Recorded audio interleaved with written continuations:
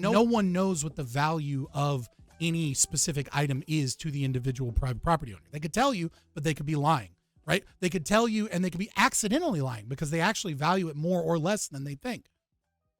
So you just proved my point for me, right? I was worried at first when you said that it was a debate that I watched, because I haven't watched a lot of your debates, but I did watch your debate where you were like super bad faith with my friend Matthew Edelstein and like and made sure to play an ad over his closing statement as you like turned to your computer. Yo, pause. I wasn't gonna bring this up. You bitching in my fucking DMs about me having ads run auto. My ads run on auto. Like, I don't run ads. Straw man the opponent. Yeah, no, clearly, obviously, that's why you straw man the opponent, and then at the beginning of the closing statement, turns to the other monitor. And the moment you turn to the other monitor, this is such a bad faith. This is such a bad faith bitch accusation. No, not anyway. Sure. You accuse me of fucking intentionally running ads over someone's closing statement, despite the fact that he was recording on his end and it's up on his. It's completely unedited with no ads. Smaller channel. It's completely edited on my YouTube channel as well. It's there's no ads that you're gonna have to watch if you watch it on the VOD, and the fact that my ads run on autoplay. If you don't want ads to interrupt you, you subscribe to my channel and don't slander me.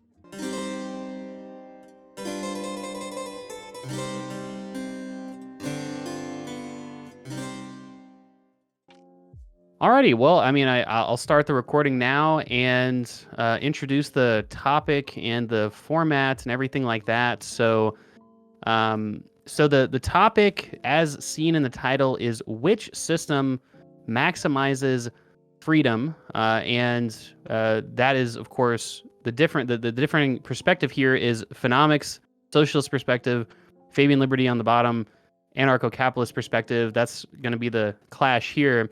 I think that the onus of this debate was Phenomiks saying that Fabian has, I think, quote, retarded argumentation, like ethics or something like that.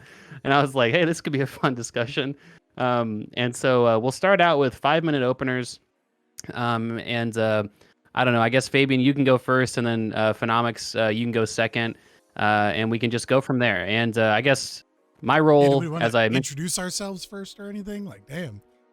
That's what I'm saying. You introduce yourself during your opener, Fabian. All right. It's you got 5 whole minutes. But my role as the moderator, I'll just try and make the conversation productive. If I feel like you guys are kind of off on a kind of a tangential point, I'll try to bring you back. But overall, I'll try to be somewhat inactive as much as I can. But other than that, unless there's any questions, we can go ahead and get started. And I can just time the 5 minutes, and we can just go from there. All right. Also, if I'm going first in the opening, which is the weaker position, I would prefer to go last in the closing. The accuser usually opens, but I mean, that's fine. I'll go first. It's no big deal. Yeah, so I'm Scott from... Oh, we're getting started? Yep, go for it. Yeah, so I'm Scott from Fabian Liberty. You can find me on Rumble, YouTube, Twitter, just searching Fabian Liberty. I'm primarily a Twitch streamer, but, all the best stuff goes on YouTube and Rumble. And with the occasional Rumble exclusive, because neither Twitch nor YouTube is a free speech platform. So, socialism versus libertarianism. Which system is best for maximizing freedom? Libertarianism is the only. I think we've lost Phenomiks. 30 seconds into your opening. My goodness. Okay. Well, it looks like you may have scared Phenomiks off already, Fabian. Oh, she's back. Phenomiks, can you hear us? Yeah, my bad. No problem. Yeah. You good? There we go. All right. Bit of a false start. Let's start over again. All right. So I won. All right. Anyways, socialism versus libertarianism. Which system is best for maximizing freedom? Libertarianism is the only system for maximizing freedom. This begs the question, what exactly is freedom? Freedom is the ability to act on one's will without restraint or hindrance. Human action is intentional and shows an individual's moral preferences. When a man makes a choice and exercises their autonomy, they are proving via action that the action they choose fits their values and preferences. Inaction is also a choice.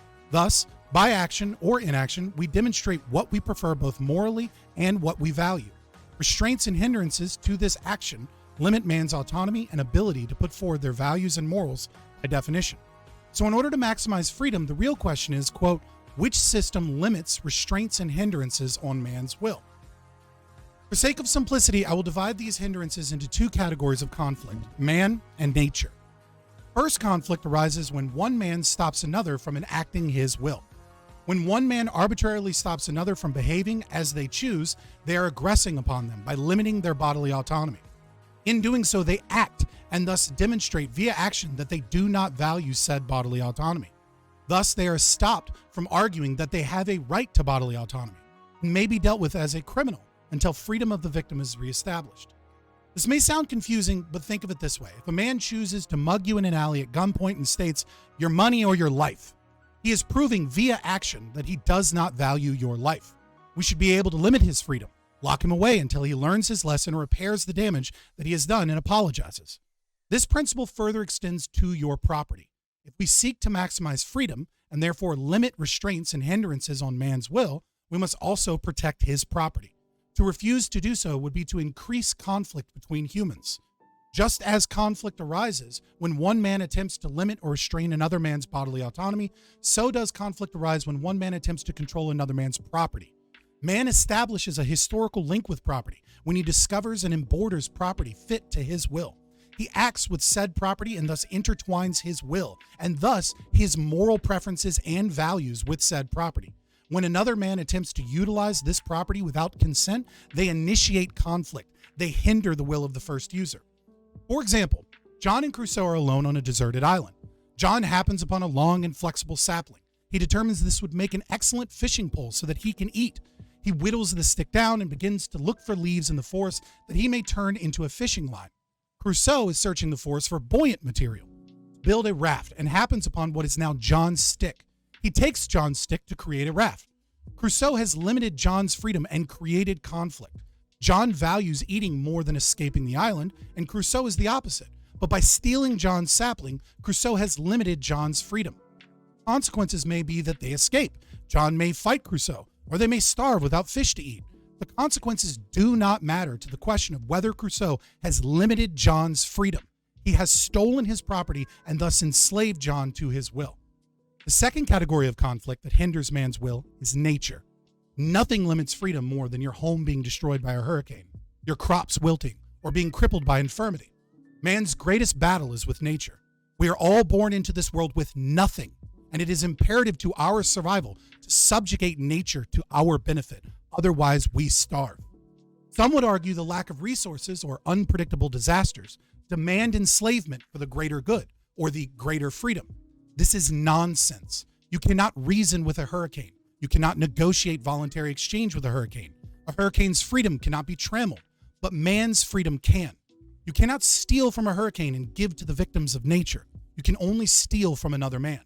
The logic of socialism is that man does not have a right to his will or his body because the hurricane presents a greater threat to another man's will. This is also known as positive rights. This nonsensical position posits that we are more free if some people are enslaved to provide resources and opportunities to another. So how can you obtain more freedom with slavery? Simple. They claim that they can measure freedom. They believe they know the value of John's fishing pole sapling, and they can steal his pole to build a raft because they know better than John that the raft will lead them off of the island to a better utopia. And this is why we give socialist power, their people starve. It is clear that if you want to maximize freedom and therefore limit hindrances on man's will, that is, reduce conflict, that you must adopt a system of non-aggression, better known as libertarianism. All right, some time to spare. Phenomiks, 5 minutes. Are you ready to go? Yeah. Let me pull up a stopwatch so I know where I'm at. But I'm more than ready. All right. All right, just tell me when you start your time, and I'll start mine. All right. Starting now. Ironically, anarcho-capitalism is neither anarchist nor capitalist. It's a deeply hierarchical and authoritarian system of government and much more akin to feudalism or fascist economics than capitalism. Frankly, the system is indistinguishable from Stalinism. When conservatives talk about liberty, they mean only the freedom of the rich and powerful to use violence to strip the powerless of their freedom. If Scott is asked to justify his worldview, he will reference again and again Hans Hermann Hoppe's argumentation ethics. While pretending to be an anarchist, Hoppe seeks to erode at every liberty humanity has ever fought for. In a 2017 speech to the Property and Freedom Society, Hoppe tells How about the relationship between libertarianism and the alt-right, and my reasons for inviting leading representatives of the alt-right to meetings with libertarians? A tranquil, convivial social order requires also a commonality of culture, of language, religion, custom, and convention. And indeed, even more vigilantly so, must be guarded against neighbors who openly advocate communism, socialism, syndicalism, or democracy in any shape or form. They, and thereby posing an open threat to all private property and property owners, must not only but be shunned, but they must be removed. They must, to use a by now somewhat famous Hoppe meme, be physically removed, if need be by violence, and forced to leave for other pastures. Not to do so inevitably leads to, well, communism, socialism, syndicalism, or democracy, and hence the very opposite of the libertarian social order. Moreover, every potential immigrant invitee must be carefully screened and tested, not only for his productivity, but also for cultural affinity, with the empirically predictable result of mostly Western, white immigrant candidates. But that's not the least of it. Hoppe goes further in his book, Democracy, The God That Failed, where he writes, in a covenant designed for the purpose of protecting private property, no such thing as a right to free, unlimited speech exists. Not even to unlimited speech on one's own tenant property. Naturally, no one is permitted to advocate ideas contrary to the very purpose of the covenant of preserving and protecting private property, such as democracy and communism. The advocates of alternative, non-family and kin-centered lifestyles, such as, for instance, individual hedonism, parasitism, nature-environment worship, homosexuality, or communism, will have to be physically removed from society too, if one is to maintain a libertarian order. Libertarians must be moral and cultural conservatives of the most uncompromising kind. Hoppe, a race realist, advocates for a world that's as authoritarian as it gets. Further, for the anarcho-capitalist, violence is justified in all defense of property, including preventing a starving child from taking food from a dumpster. While I recognize my opponent does not agree entirely with Hoppe, this is the basis of his morals. From the meta-ethical grounding through the normative ethics and into the applied, the whole system is bankrupt. Alternatively, I present a holistic view of liberty. As a liberal utilitarian and a socialist, my ideological roots are in John Stuart Mill. Hundreds of years after, Mill argued for equal rights of all sexes, races, and sexualities, including suffrage and emancipation. On speech, he writes the peculiar evil of silencing the expression of opinion is robbing those who dissent from the opinion still more than those who hold it. Rather than Hoppe, who supports monarchy over democracy, the God that failed, and says free speech is untenable, Mill was an ardent defender of both democracy and speech. Why is that? Because he recognizes, in his own words, a person may cause evil to others not only by his actions, but by his inaction. And in either case, he is justly accountable to them for the injury.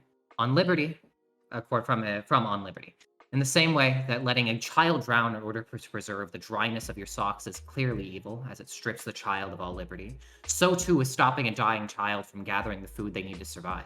Maximal liberty must be achieved by a government and economy that takes into account the interests of all, and not just the wealthy. Thus, Mill is right when he says the form of association, however, which if mankind is to continue to improve, must be expected in the end to predominate, is not that which can exist as a capitalist as chief and work people without a voice in management, but the association of the laborers themselves on terms of equality, collectively owning the capital, which they carry on their operations and working under managers elected and removable by themselves. All right. Also, some time to spare. I'll let you guys take it from here. I guess we can start. Fabian, let's try to pick one issue and stick with that for now. Maybe a fundamental issue, the role of property rights, how it protects freedom, something like that. And then we can just have a back and forth on single issues as we go through. It probably is better for me to posit an argument since I'm the only one that made an argument as opposed to just straw manning Hoppe. And lying. Since I actually made some arguments, let's. You lied about most of your opening statement was just slandering. What did I? Hoppe.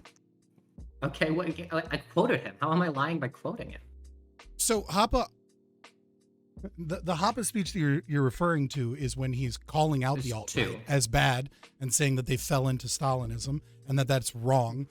In Democracy, the God that. Democracy, the God that failed. Says he can take 5 lessons from that speech. He concludes it with 5 lessons that the libertarians can learn from the alt-right. He says that They're libertarians are they have an image of how to build society, but they have no idea how to maintain it or how to get to that society. Whereas the alt-right has no idea of how to build a good society, but they know what the problems are that stand in the way of it. And these are the things that we can learn. We can learn from them being anti-immigration. We can learn from them, et cetera, et cetera. Yeah, so That's we can actually tie that into your other lie, which is that you believe that covenant communities represent all of libertarianism, or that at the very least you believe that Hoppe believes that, when a covenant community is a contractual agreement to live in an area under a specific set of rules, right? There's nothing in libertarianism that is against. He advocates the idea of covenant communities to those right wingers that specifically want to live in religious communities where they afford themselves certain rules and they don't want other people living in them. So a great example of this would be the Amish. He says explicitly in that alt-right speech that it would be very, very unlikely that you would have communities that would be able to function that wouldn't ban immigrants of that sort. Okay. Him positing the likelihood of whether or not socialist or communist communities that are absolutely that commiserate with libertarianism, so long as they have a land that they claim as their borders, and so long as there is some form of contract and people are not kidnapped and forced there. Him positing the viability economically of them if they engage in a form of immigration policy has nothing to do with the topic of maximizing freedom. What it is you trying to create buzzwords. Again, I've already said that you posit this idea that covenant communities represent libertarianism as a whole. They do not. That. So can you read? You obviously prepared the statement. Can you read the covenant community portion word for word for me? Are you talking about in Democracy the God That Failed? Or are you talking about in my opening statement? Which portion? No, from your opening statement where you reference covenant communities. Sure. Yeah. The only time that I bring up the covenant communities are when I'm quoting Democracy the God That Failed. I said, in a covenant designed for the purpose of protecting private property, no such thing as a right to free unlimited speech exists, not even to unlimited speech on one's own tenant property. Naturally, no one is permitted to advocate ideas contrary to the very purpose of the covenant of preserving and protecting private property, such as democracy and communism. Right, and so what is the sentence leading up to that?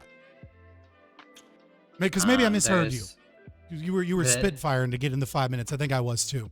In my opening statement, the sentence before that is, but that's not the least of it. Hoppe goes further in his book, Democracy the God That Fails, where he writes. Okay, so yes, in Democracy the God That Fails, he sets up the idea of people can choose to voluntarily live in a covenant community, right? And then you describe that, you try and take that as a representation of libertarianism. So maybe you're not lying. Maybe I only heard it too fast in that specific instance, right? But again, yeah, free speech is bunk. Free speech is a limit of state. Free speech is not freedom. I don't think that, obviously I think Phenomiks is just trying to talk about your sort of argumentation, or let's say your foundational argumentation or morality by trying to impugn, what Hoppe is saying or what he didn't say. I'm not sure that matters as much, right? Yeah, it's just a character assassination to try and attack an idea that isn't the topic for the debate. I mean, we can I'm just making an inductive case about the ethics, right? If my normative ethics are from somebody who's like not insane, not a deranged racist freak, and yours is like a race realist who says that your ethics come from somebody who's like a race realist who says that whites developed higher IQs due to weather conditions, I think that's like good evidence that one of these moral systems is going to be more. When did Hoppe become Jared Taylor? What are you talking about? And how is that in any way, shape, or form relevant? Yeah, again, like you're not attacking the argument. It's an inductive case that one's a more intelligent, ethical figure. Well, right, but Phenomiks, all that I'm saying though is that, and obviously I think you and Fabian have gotten kind of off on this point, right? I'm just saying, if we want to have a debate about whether or not Hans Hermann Hoppe is a bad person, you should schedule that debate. But it seems like you don't want to actually argue the topic, which is socialism versus libertarianism. Which system maximizes freedom? Instead, you're going on a rant to try and paint Hoppe out of fucking context. Let's take the example of these different covenant communities, or these different sort of anarchist, sort of as a proportion of the anarchist system communities, right? That might exclude certain members of people, which is what Phenomiks is talking about, or maybe an example of how Phenomiks referenced, not being able to. Real quick, steal food if you're hungry. Yeah, go on. I Fabian. didn't catch something. Did you say that quote, you can be evicted from your property? Oh yeah, he said that they that's must a be lie. removed by force. That's a No, misquote. do you literally read it? It's a quote that a tranquil, not even on your own tenant property, right? That your right to free speech doesn't even someone extend to your else's own property. tenant property. Calls it tenant property. Okay. I mean, it's the property of which you Tenant. Okay. I thought are joined the covenant. right. You can't be evicted from your own property, obviously, under libertarian ethics, but you can be evicted from someone else's property. Depends, right? If it's your property but it's on somebody else's land, then yeah, you can be evicted from your own property. Right. So Phenomiks, in your view, you can't be your property on someone else's land that you're then evicted. Yeah, you can. well, somebody really quick, can guys, own the land and you can own the let's house. just- It's absolutely. So I think we possible. should You don't know establish anything that about property. when I jump in, it's to try and reframe the debate, right? So try to be quiet whenever I jump in, because again, my goal is just to try to make this productive, right? And so, let's to Phenomiks, to you, right? With the establishment of anarcho-capitalism relative to the establishment of socialism, lay out what exactly is like liberty or freedom minimizing in the anarcho-capitalist case, and obviously, Fabian, you can respond from there. Yeah, that's fine. Go ahead. Like your opening yeah. statement should have done. So yeah, I kind of did. So when I talk about like maximizing liberty, right? Like I said, I'm a liberal utilitarian. I want to maximize freedom, pretty much under the definition that Fabian Liberty gave. I think that I would say like the ability to act on your preferences as opposed to your will. But I think will and preferences are like broadly interchangeable. So yeah, being like a liberty utilitarian, I think that we need to take that the system that I advocate for is going to maximize that liberty. And in the case of anarcho-capitalism, I think the problem is that if you have a society run on the non-aggression principle, then you have a situation where you could have starving children or drowning children, and there's no system by which to make sure that they don't lose all of the freedom that they could possibly have in their life by death. Okay. Okay, and so Fabian, does your system, in your view, does it minimize freedom because it could lead to these sort of social gaps of people who maybe are starving or who are caught in the desert, things like that? So, as I laid out in my opening statement, right, when describing freedom and how we maximize freedom, right, you can, if your system steals from other people as a means of increasing freedom elsewhere, it automatically minimizes freedom. So anyone that advocates for the theft of property without someone's consent is already in a situation where they cannot possibly maximize freedom. If you want to get into a consequential analysis, right, of then trying to say, well, let's measure freedom, let's measure, value, which is subjective, which you can't fucking do anyways. But let's say that you could magically, right? Magic world that doesn't exist, and you wanted to do those things, right? The problem is that the socialist view doesn't have a crystal ball, so they don't know the actual outcomes of what it is that they posit. They only have a good guess of the outcomes of what they posit. Furthermore, when you say this idea that libertarianism has nothing for starving children, it is descriptive. It's not prescriptive, right? So Phenomiks can live in a socialist commune under anarcho-capitalist philosophy. I cannot live in my society under a socialist philosophy, though he said that he's a liberal utilitarian, so I'm not sure. Sorry, I apologize. That you are a liberal utilitarian, so I don't understand how that mesh. I'm not sure where that labeling is coming from, because you're supporting socialism here. But I'm a liberal socialist like John Stuart Mill. Okay, so you believe in property. You just think that there's limitations to that property. Private property. I don't know what you mean by property. No, John Stuart Mill didn't believe in like private ownership of production. John Stuart Mill was a cooperativist. Yeah, that's right. Sorry. Mostly when I think of J.S. Mill, I think of on liberty for like free speech reasons. Correct. Okay. So, anyways, we'll take that. You're supporting the socialist position, but the problem here is that because libertarianism is descriptive, not prescriptive, to say that it has no solutions for this thing is to say technically true, right? Because it's not telling you what those solutions are. One can live in an anarcho-socialist commune. One can have charity. One can live in a covenant community that has a form of like what you might call taxation, right? Which is that you voluntarily sign a contract to live in the community. And part of that contract is that like 10% of whatever resources you have go towards an agency that helps feed the children. So like, it's kind of disingenuous to say that it has no solution for this thing, because that's not what it's positing. What it's positing is saying you're not allowed to fucking steal from me and then call that a freedom solution because you're stealing from me. It can, we really need to go like point by point on this. Just starting That's with fine. your crystal ball, the idea that like you can't know the consequences of your actions, so therefore we can't even consider the consequences of your actions as far as I like, never what, said what that. qualifies I'm not as saying you can't taking away consider liberty. Okay, then it's just like a not argument, right? Obviously, you should be able to consider it. It's just not a non-argument. I just didn't say that. It also applies equally to your system, right? So like I don't know that if I point a gun at a child and pull the trigger that it's going to kill the child and take away their liberty. But it's very, very likely to, right? We have to consider the actual consequences of the action. Yeah, but I know that but that's not different. Like, you're only looking at it through the lens of consequences to justify looking at things through the lens of consequences. I know when you point I know that when you point No, you don't. I know that when you point a gun, right? When an individual points a gun at someone with the intention of pulling the trigger, right? That they're engaged in an action. And that action represents their values. That action represents their preferences, right? So it doesn't matter if there is an angel that could come from on high and stop the bullet, and therefore the child would be saved in this scenario. The individual had the intent to kill the child when they did these things, as evidenced by the actions that they took. And those were the moral preferences that they put forward. That is what makes them a criminal. I need not know the consequences of that action in the future. What do you think it means to kill? What? To take someone's life? To kill. To intentionally take someone's life? To take an action that has the consequence of somebody dying. Okay, make your point. Okay, so if there's a child drowning in front of me, right, and I take a different action as opposed to saving the child, is because I don't want to get my socks wet, then I'm killing the child because I've taken an action that has the consequence of the child drowning. Okay, but again, the consequence is that certain, like, yes, actions lead to consequences. Absolutely.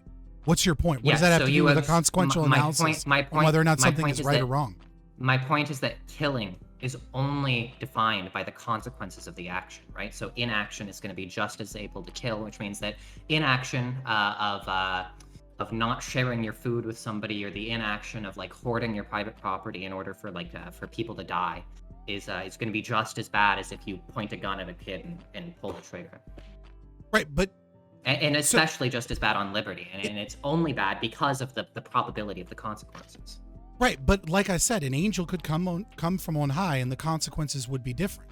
What makes it wrong is the human intention and the values that they put forward. They intended to kill the child. It doesn't matter whether or not the child dies.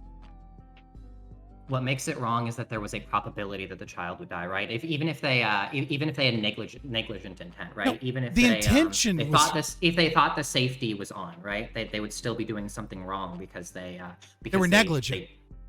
They had negligent intent, and the same exact thing applies to like, killing intent, a child, right? They had an intent to engage in action that endangers other people's lives. And the drowning child, right? They had a negligent intent to save the child.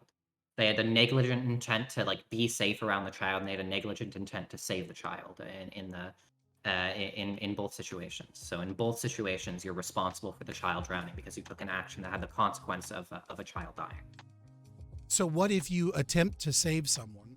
No, actually, I'm not even going down that road.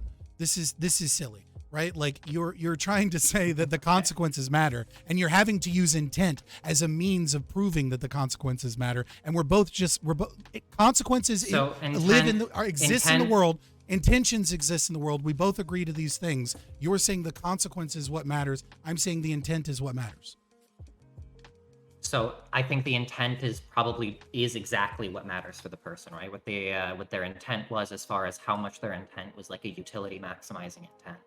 I agree. This is like the only way that we can judge like the moral value of a person or the moral value of an action is based on of the actions that they could have taken. What was their intent? Was their intent towards the one that was the one that they chose, the one that they expected to have the highest utility, right?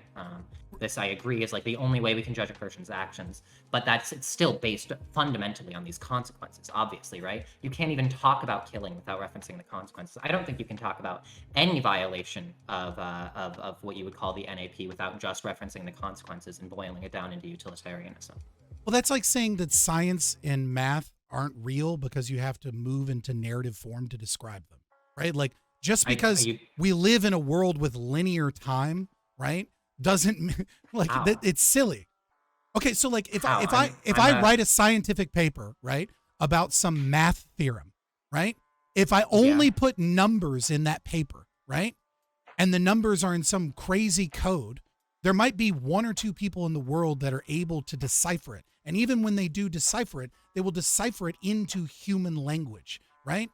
That means because we live in a world where the narrative isn't. What does that have to do with the point that I made? I don't understand how there's a remote. Yeah, we live in a world with a timeline. When you make analogies, when you tell stories, they will have consequences in them, causes and effects. Yes, history is real, time is linear. That doesn't mean that you can judge the moral actions based off of a calculus of the ends as opposed to the means themselves. It's a nonsensical thing to say. Nothing like the argument I made. It's just like nothing like the argument that I made. The argument that I made was that all of the things that you're going to say are going to be wrong because of the intent surrounding the consequences, right? What your intent about the consequences was. You are going to agree, right, that it has to be intent and it has to be an intent to do violence. I don't think that you can reference violence without referencing the consequences. And I've already demonstrated it. You agreed with the definition of killing. I agree, right? that you cannot make conversation and explain things without engaging in the idea that time is linear, right? I agree that we're not fifth dimensional beings. This has nothing to do with what I said. What does this have to do with what I said? This would be true if time went both ways, right? If you could affect the future and the past. Again, now in my opening statement, right, I gave up I gave you an explanation of conflict, right? And so this does go beyond intent, but it also goes when you say, well, it references consequences, right? And it's so intent about consequences. It's what your intended consequences are. Right, but even then, you are correct in the idea that, like Crusoe, in the John and Crusoe example I gave of the tree sapling, right? Crusoe could accidentally steal John's stick, right? Because he doesn't recognize or realize that it is the other person's property. So he may not even have the intent. But again, this is why I say that, like, you know, the way that the observer judges restitution, the way that the observer judges morality, right, in many instances is based off of both consequences and intent. The problem is that what is underlying consequences, right? What is underlying that is human action, and what the human action is that we can establish that it is John's property, and the reason we can establish that it is John's property is because he not only, in the example I gave, I went a step above, which is unnecessary, homesteaded the property, but that's not necessarily, it's not actually a needed step, but it's an extra step to really like lay down thick that this is John's stick. We can objectively say that John owns this stick and that Crusoe, even if it is intentional or unintentional, is stealing John's stick, and by doing so is limiting his freedom unless the action is rectified. Unless John goes up to him and says, hey man, that was my stick. And then he goes, shit man, I didn't realize that you were trying to use this. Here's your stick back. Restitution, apology, everything is good to go. Fabian, let me ask a clarifying question. Okay, so can you establish the rule of this is your stick because of this reason without referencing the consequences of that rule in the first place? So like, why ought it be the case that this is John's stick without referencing the necessary consequences of the sort of implication of that not or of that being or not being John's stick? He established a historical link.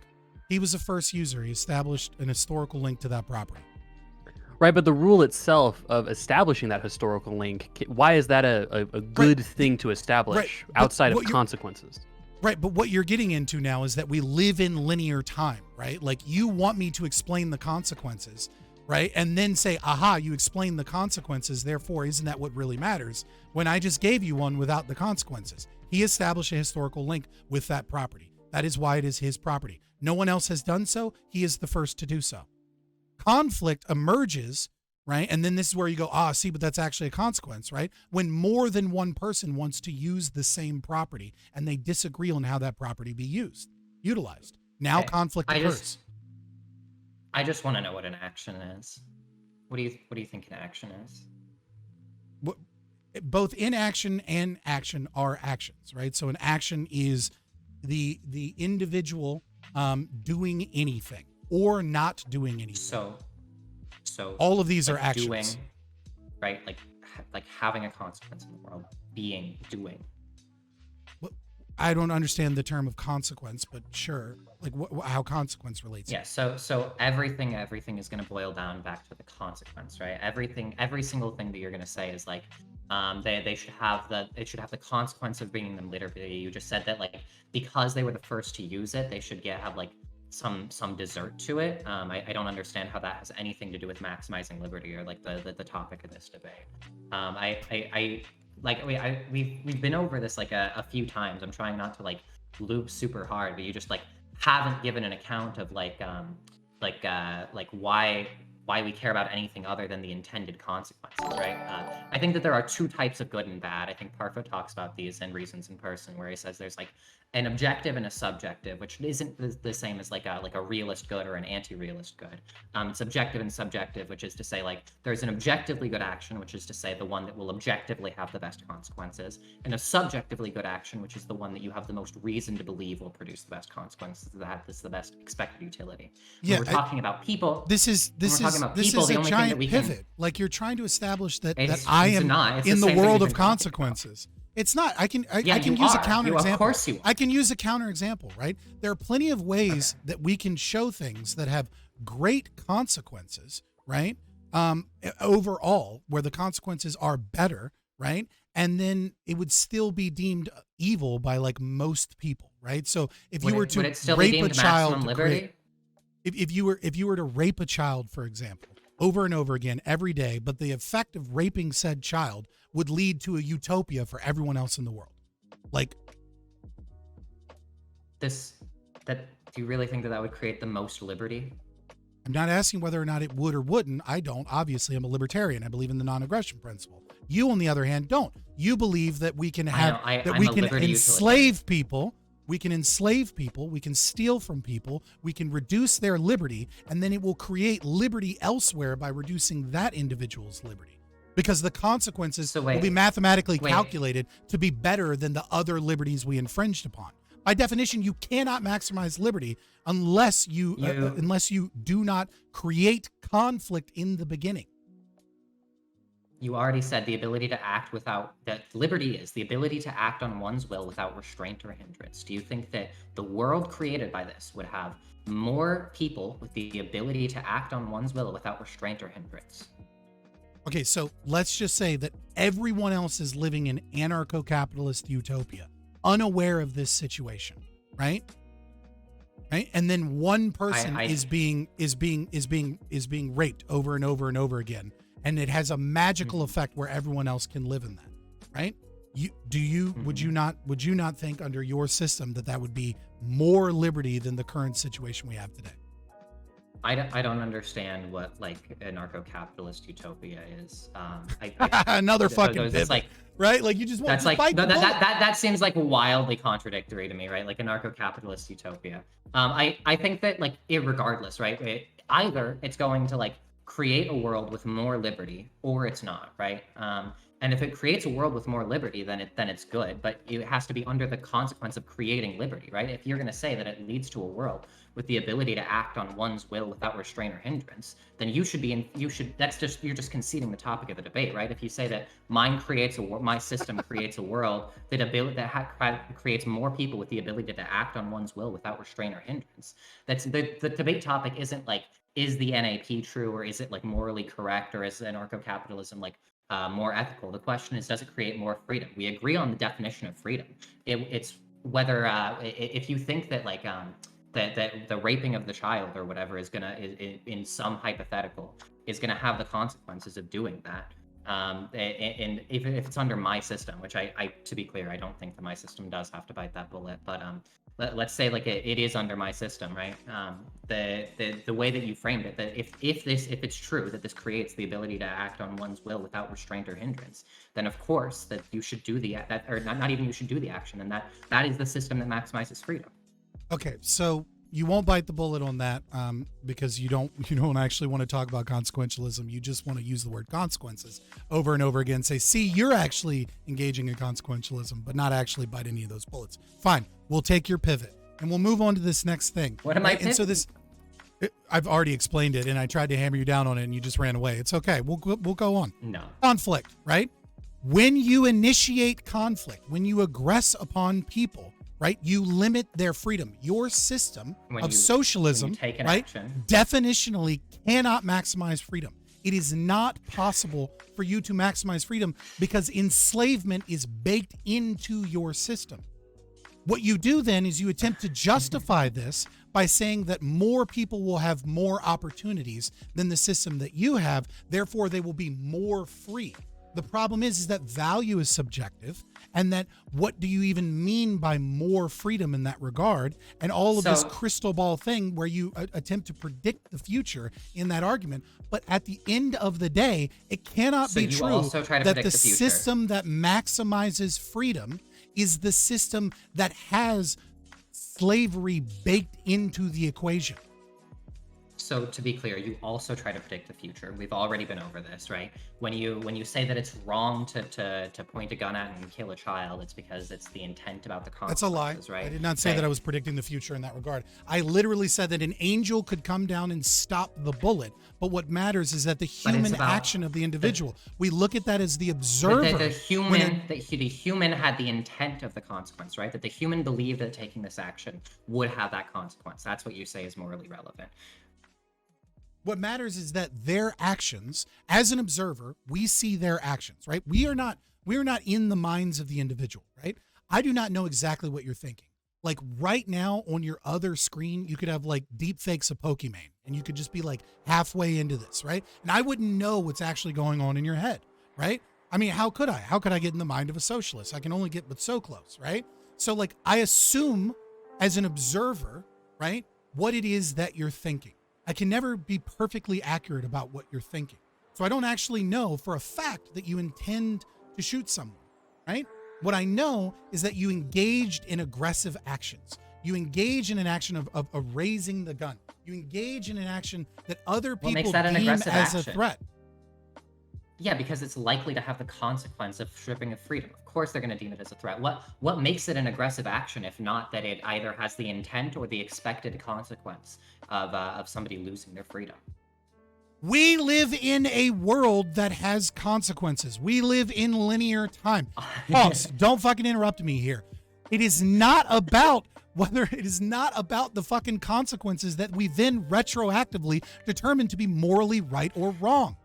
What is it? What we are describing is we are using the world that we live in to the best of our ability as observers to determine what the individual's actions were and what it was that their moral preferences were. They attended to victimize the other person.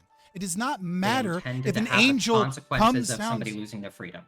Dude, you are just going in circles because you don't want to have this fucking debate at this point. No, you're not. You're just not engaging with the argument. I want to know what an aggressive action is if it's not one that takes away somebody's freedom by virtue of having the consequence. I established that there is a first user privilege, a historical link to property that individuals have, as well as bodily autonomy. Okay? When another person comes in and initiates conflict to that person, what does it mean to initiate conflict? I described what initiating conflict was. You described it by a consequence. And your opening statement that you said initiating... Oh, go ahead. I said, conflict arises when one man attempts to limit or restrain another man's bodily autonomy. Attempts. It doesn't matter whether or not they actually successfully do so. That they had the intent, exactly, that they had the intended consequences, that they took a subjectively wrong action. Yes, that is the creation of conflict. They took an action that had the consequence, yeah, exactly, of conflict being created, of a limit of freedom or bodily autonomy. Of course, you're saying everything has to do about what do they believe the consequences will be. So yeah, the wrong actions are the ones that are believed to have bad consequences. I mean, I don't, By the I actor. I could just like repeat what I'm saying over and over again, and you could repeat what you're saying over and over again. But I just see at this point, Well, then address my argument. I have like we'll stop looping when you like address my argument. No, you haven't. You absolutely haven't. Okay, then tell me, why doesn't it have to do with the consequences? What about this action doesn't have to do, what makes it wrong if not the intent to have bad consequences? You just referenced the bad consequences of the intent to have bad consequences. That's the I thing said something in a narrative. I thing. said something in a narrative form. If you say something in a narrative form, which is required for humans to speak because we live in linear time, there is a point A to point B. Time passes. There will be consequences. Consequences will be referenced if you describe something in a narrative form as it occurs over time. That is not why it is wrong. What is wrong is not the consequences. It does not matter if Crusoe steals his sapling and then gives it back to him and goes, my bad, I didn't mean to. Or if he takes the sapling and breaks it in half and there's no other good sapling for the fishing pole and they starve. What makes it wrong is the initiation of conflict because the second user attempted to utilize someone else's property. It is not about the consequences. You keep just saying that we live in a linear world, a consequence exists, therefore wrong. And it's silly, and we're going in circles.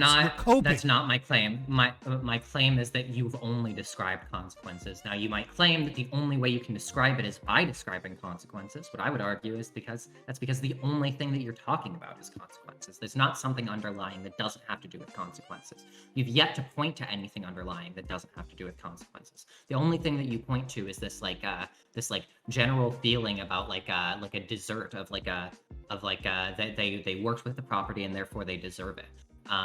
We can get into like reduction of the self, and why I don't think that like tying like matter to personhood is going to make any sense, because I don't think there's a coherent idea of what personhood is.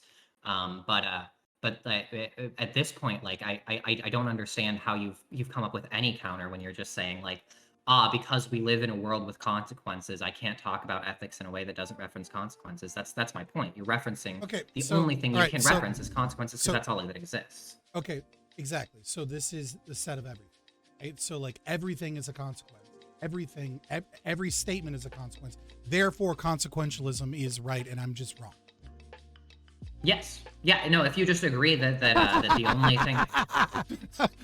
No. Are you retarded? Oh my god. Like no, I think no. You just conceded. Like if you just agree that all that exists are consequences, the only thing that can you be just morally agreed. relevant is You just consequences. agreed. That's like not deductive. True. It's redundant. It's like deductively valid.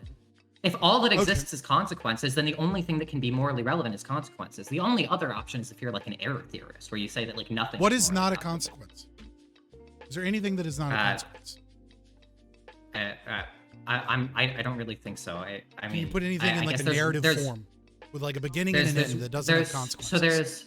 So there's rules, I guess. Those wouldn't be consequences. The fundamental like monads of the universe are going to be like stance independent reasons and rules that. Hold on, pause real quick. Like, pause real aren't quick. Consequences. Pause real quick.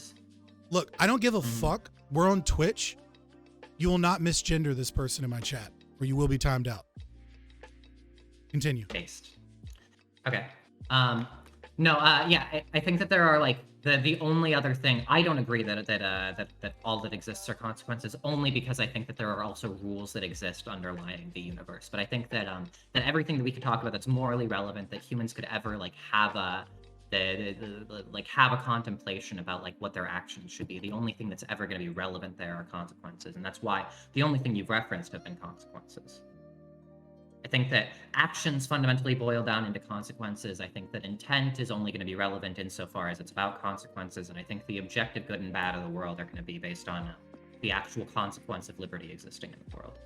I think what you're saying is just gobbledygook, right? Like I gave you a system that says this person establishes a historical link, and then you say, well, the consequence is that they did a thing and that action establishes that historical link, therefore consequences, therefore we can judge everything via consequentialism. I don't see the point of this circular kind of back and forth between. What do you think consequentialism is? Consequentialism is determining the moral right or the moral wrong based off of the consequences, and then attempting to do so and predicting to do so off of future actions. That second part is not necessarily true. That second part is just rational decision theory. It has nothing to do with the normative level of consequentialism. Technically speaking, yes, but like people would still say it is right or it is wrong to do these things, and their basis is consequentialism, and yet it is a thing that will occur in the future. And so, like, if you want to bite that bullet and say that consequentialism can't make moral claims about the future, I'm more than happy to to go ahead and accept that. Consequentialism absolutely can make moral claims about the future, but we can't know anything, right? As an individual, you can't use consequentialism to say something is like 100% guaranteed objectively right or objectively wrong. But what you can say is that it's subjectively right or subjectively wrong, and that you have the most evidence, that you have the most reason to take the action, right? That you have the Except most I evidence that this will have can the best make consequences. moral claims about the future. You can't. You can make moral predictions about the future based off of your system. I can say stealing is wrong. It's universalizable, right? Stealing is wrong. You can't. Yes, stealing is always wrong. There's no situation where stealing is morally okay. What is stealing? What does it mean to steal? Taking someone else's property without consent. To take their property without consent. What do you mean by taking? To like, do you mean like it has to be physically removed? Is that what we're going to do now? Do you not understand what I'm saying? No, I'm about to, because I'm going to get into this definition of stealing, and it's going to have to do with the consequences, just like every other thing, right? It's going to be that stealing is when it has the consequence of the property either not being in the same place or not being under the control of the person that you want to own it, right? It's Okay, all going to be, the only thing that you're going to reference here is the consequence. So we can talk about if you think we that, have like, been that in this fucking circle over and over again. Yeah, and you haven't responded over and over and over. I have responded over and over again. This is cope. I would love to. Who the fuck is someone else coming in here right now? Okay. Like, I didn't agree to fucking for a dog pile or some random person to come on. You've gone over and over again Out of in this circle, curiosity, and what do you this think has maximize nothing to means? do with maximizes liberty. What do you think maximize means? 100%. Like, what To have the definition most do you- possible, right? Yeah. So if we're talking about to have the most possible, right?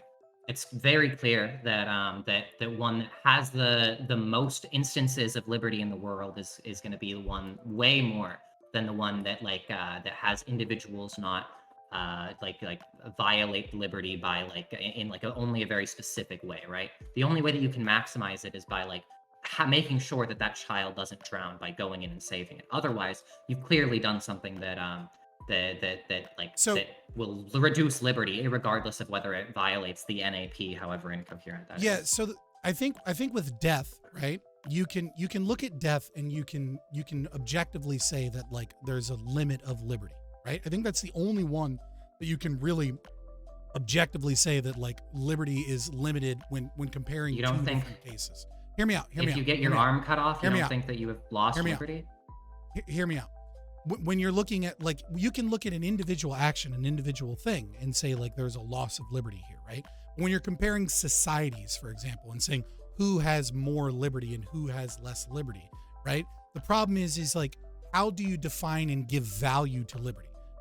Some forms of liberty are going to be valued more, and that value is going to be at an individual level, right? An individual is going to value, for example, their freedom of speech more than, let's say, their home.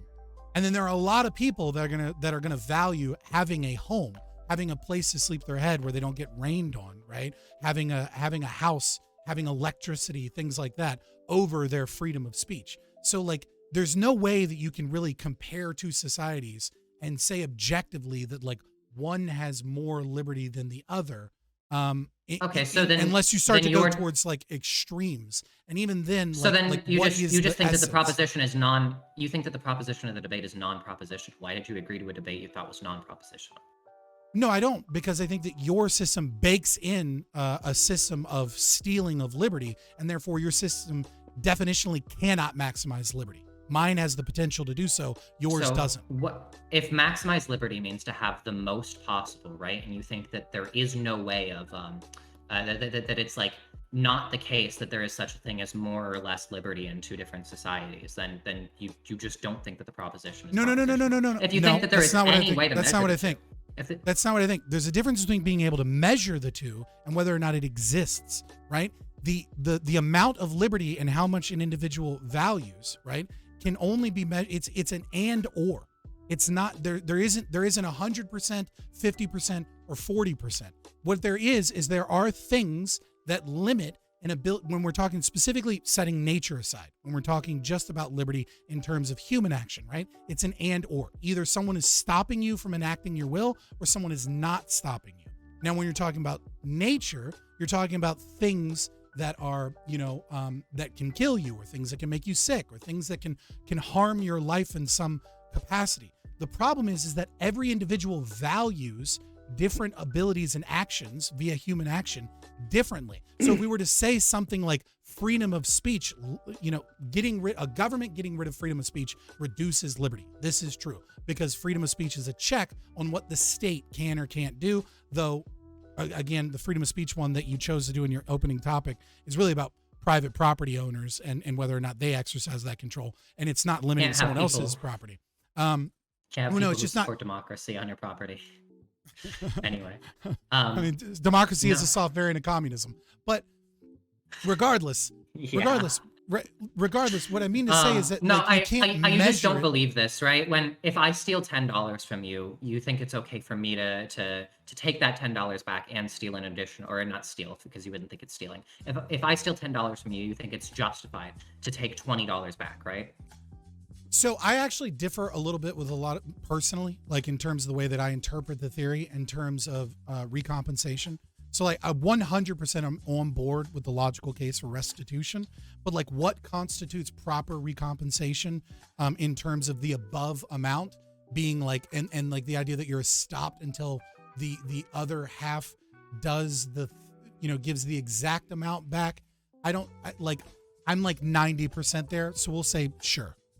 For intents and purposes of this conversation. So you do think that like the loss of liberty from like taken from that $10 being lost can be measured, right? And $10 being given somewhere else. That there's that the measurement is like how much liberty was taken, and that's how much restitution, how much liberty you can take from them. No, I think value is subjective, right? Like I could steal something from you that the market you can say value.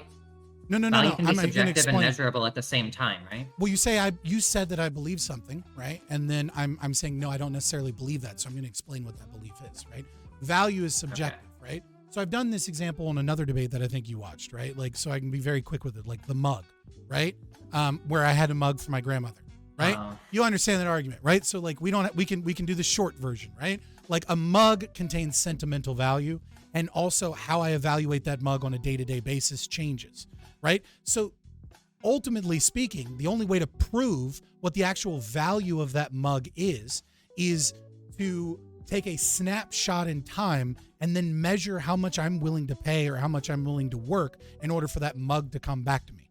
Like ultimately, we cannot know what the value of any stolen property is as an observer. And so what we do to avoid issues when individuals become criminals, right, is we set up voluntary observers so that the society or the people at large or whoever you are contractually obligated to, right, can determine those things. If someone does not have that pre-installed as a part of a contract, in many ways they are a threat to you and to your community if they haven't already agreed to an arbiter of some sort that will be able to determine the value based off of the contracts that they did before. But ultimately, anything could be, no one knows what the value of any specific item is to the individual private property owner. They could tell you, but they could be lying, right? They could tell you and they could be accidentally lying because they actually value it more or less than they think.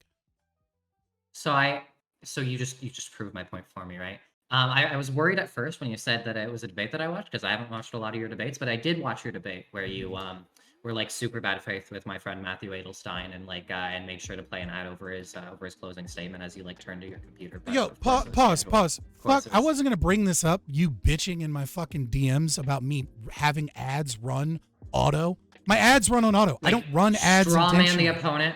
Yeah, no, clearly, obviously. That's why you straw man the opponent, and then right at the beginning of the no, closing statement, this is- turns to the this other is monitor, such and a- the moment you turn to the other This monitor, is such a the ad bad started faith. playing. This is such a Anyway, bad faith, anyway. bitchy accusation. No, Sure, not anyway. sure. You accuse me Yeah. of fucking intentionally running ads over someone's closing course you statement, did. Of despite course the you fact that he was recording on his end and it's up on his. It's completely unedited with On his no much ads. smaller channel. It's completely edited on my YouTube channel as well. It's there's no ads that you're gonna have to watch if you watch it on the VOD, and the fact that my ads run on autoplay. If you don't want ads to interrupt you, fuck you. Subscribe to my channel and don't slander me. Sure. Okay. The actual like point of contention though is just going to be the value of the mug, right? You agree that we can use evidence to justify the value of the mug, right? So that we can have independent observers trying to say that this is very, very likely the amount that they would have been willing to pay for the mug.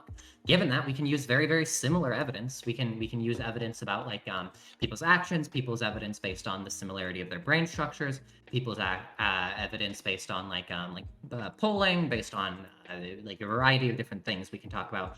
These are the different degrees to which they have this will, this preference, and thus the restraint. This is the degree to which there's a restraint on that will or that preference, and thus we can measure the difference in freedom. No, in the same way we that don't we can agree to measure that. it using evidence with We the don't mug. agree to that. This is why I said you have to be contractually just did. obligated. No, I didn't.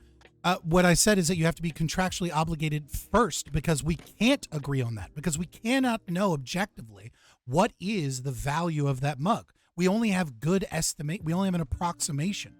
It is impossible to know the value of this mug. I agree that right we here. it's impossible to know anything. That doesn't matter. We can still use evidence to get Right. So close to it. the that we criminal that steals my mug does not actually know what proper restitution is. And I can presumably agree. demand And we don't- any level of restitution. And then society will look at me like a fucking wacko if I say that it's $1 million. I will be excised from society. No one will want to do business with me. It creates all sorts of problems. And so we In agree. other words, we don't have evidence that that restitution was justified, right? We don't have evidence that the value of that mug was such. We do if one gives up their right it gives up their right to determine what the value of those things are in the disputes that criminality occurs, right, to a third party, to the observer. The observer then can determine those things based off of a contract that you had before the criminal activity took place that was voluntary. This has like nothing to do with the fundamental ethics, right? What we're talking about is like what's justified, not how did you solve the dispute, right? There's like some amount, you have to agree that there is some amount that is the true justified level of restitution. And the way Yes. that you were talking about a system, that you can set up in order to get close to it, right? This is just one way of which we can find evidence that will allow us to get close to it. I think there are much better systems which allow us to get evidence about what constitutes like the amount of freedom that's lost. And I think that that's equally applicable to finding consequences as it is to your restitution example. How are these applicable? Because in the same way that you want to have some sort of system that allows us to measure the subjective value of the mug in order to determine what the restitution is, I want to have some sort of system by which we can, not even I want to. You're just conceding that there is some sort of system by which we can not know, because of course we don't have knowledge about anything, but which we can have evidence towards this being a more or less free society, right? So you can claim like, no, that's not what you're saying, right? But you do have a system in place, right? You have a system of an independent observer that you say society sets as the norm, and this is the system that you think is most likely to get you closest to that independent observer, to that stance independent truth of like the actual value of the mug, right? I agree that there is some stance independent truth about the value of each aspect of their will, the weight of each will, and there's some stance independent truth about how much that will is being restricted under each scenario. I just think that like you can with the mug, you can use evidence. You can return the mug, right? Obviously. But if you break the mug, you can't return the broken mug, right? Like there are things that you can do that absolutely fit the bill of restitution, right? If I take something and then I give it back to you, right? Like restitution has been paid. The problem is determining what you are stopped from arguing that things not be stolen from you as recompensation, right? For the fact that I didn't have a mug for a period of time. again, what we were talking about is the objective nature, right, of what is the value of that mug, right? Yes, there are ways that we can guess. There are ways that we can attempt to determine. We can get close to that idea. My objection is that you can't actually know those things, and you admit that you can't actually know those things. That what you're saying is You well, can't we know can anything. maximize, right? But you're saying I can know that stealing my mug is wrong. You know that No, for a you fact. can't. Yes, I do. How do you know that? How do you know that? I don't know. Listen to my fucking opening statement again. So It's my you- mug. You're gonna. You so, can't steal then it. You can just go back to my my opening statement. right, initiated where conflict. I already referenced what I know what your problem is. Argumentation ethics, right? That's going to be your justification. That's where you're going to be your justification for how the stealing is wrong. The question is, how do you know argumentation ethics are true? How do you know that the principles, the premises of argumentation I don't need ethics- argumentation ethics. I don't need argumentation ethics. All I Okay. need is the establishment of conflict. Do you not believe in bodily autonomy? Do you think I can rape you whenever I want? I believe in bodily autonomy because I believe that there is evidence in favor of bodily autonomy being Cool. good, Then we don't right? need argumentation ethics. You believe in But bodily autonomy. that's believing that there's It's not a part of my is intro. different. Believing that there's evidence is different than believing that there's knowledge, right? You don't know that. You believe it, but that doesn't mean that you know that it's wrong to steal. I also think that in most cases it's wrong to steal because that's what we have the most evidence for. But you don't know that it's Okay, wrong to steal. but we You have an believe that agreement. it's wrong We have to an steal. agreement in the existence of bodily autonomy. Yes, we do. That doesn't mean that Therefore, we know that we- bodily then we don't autonomy have is to- good. That's a right. wildly different claim, right? You were with the claims about knowledge. You were saying that we can know this type of claim and No, we can't what know you're this type trying of to claim. do is My you're claim trying that to you can't know bury any of this- those types of claims. You're trying to bury No, this you're trying to pivot conversation away from in a your claim about knowledge.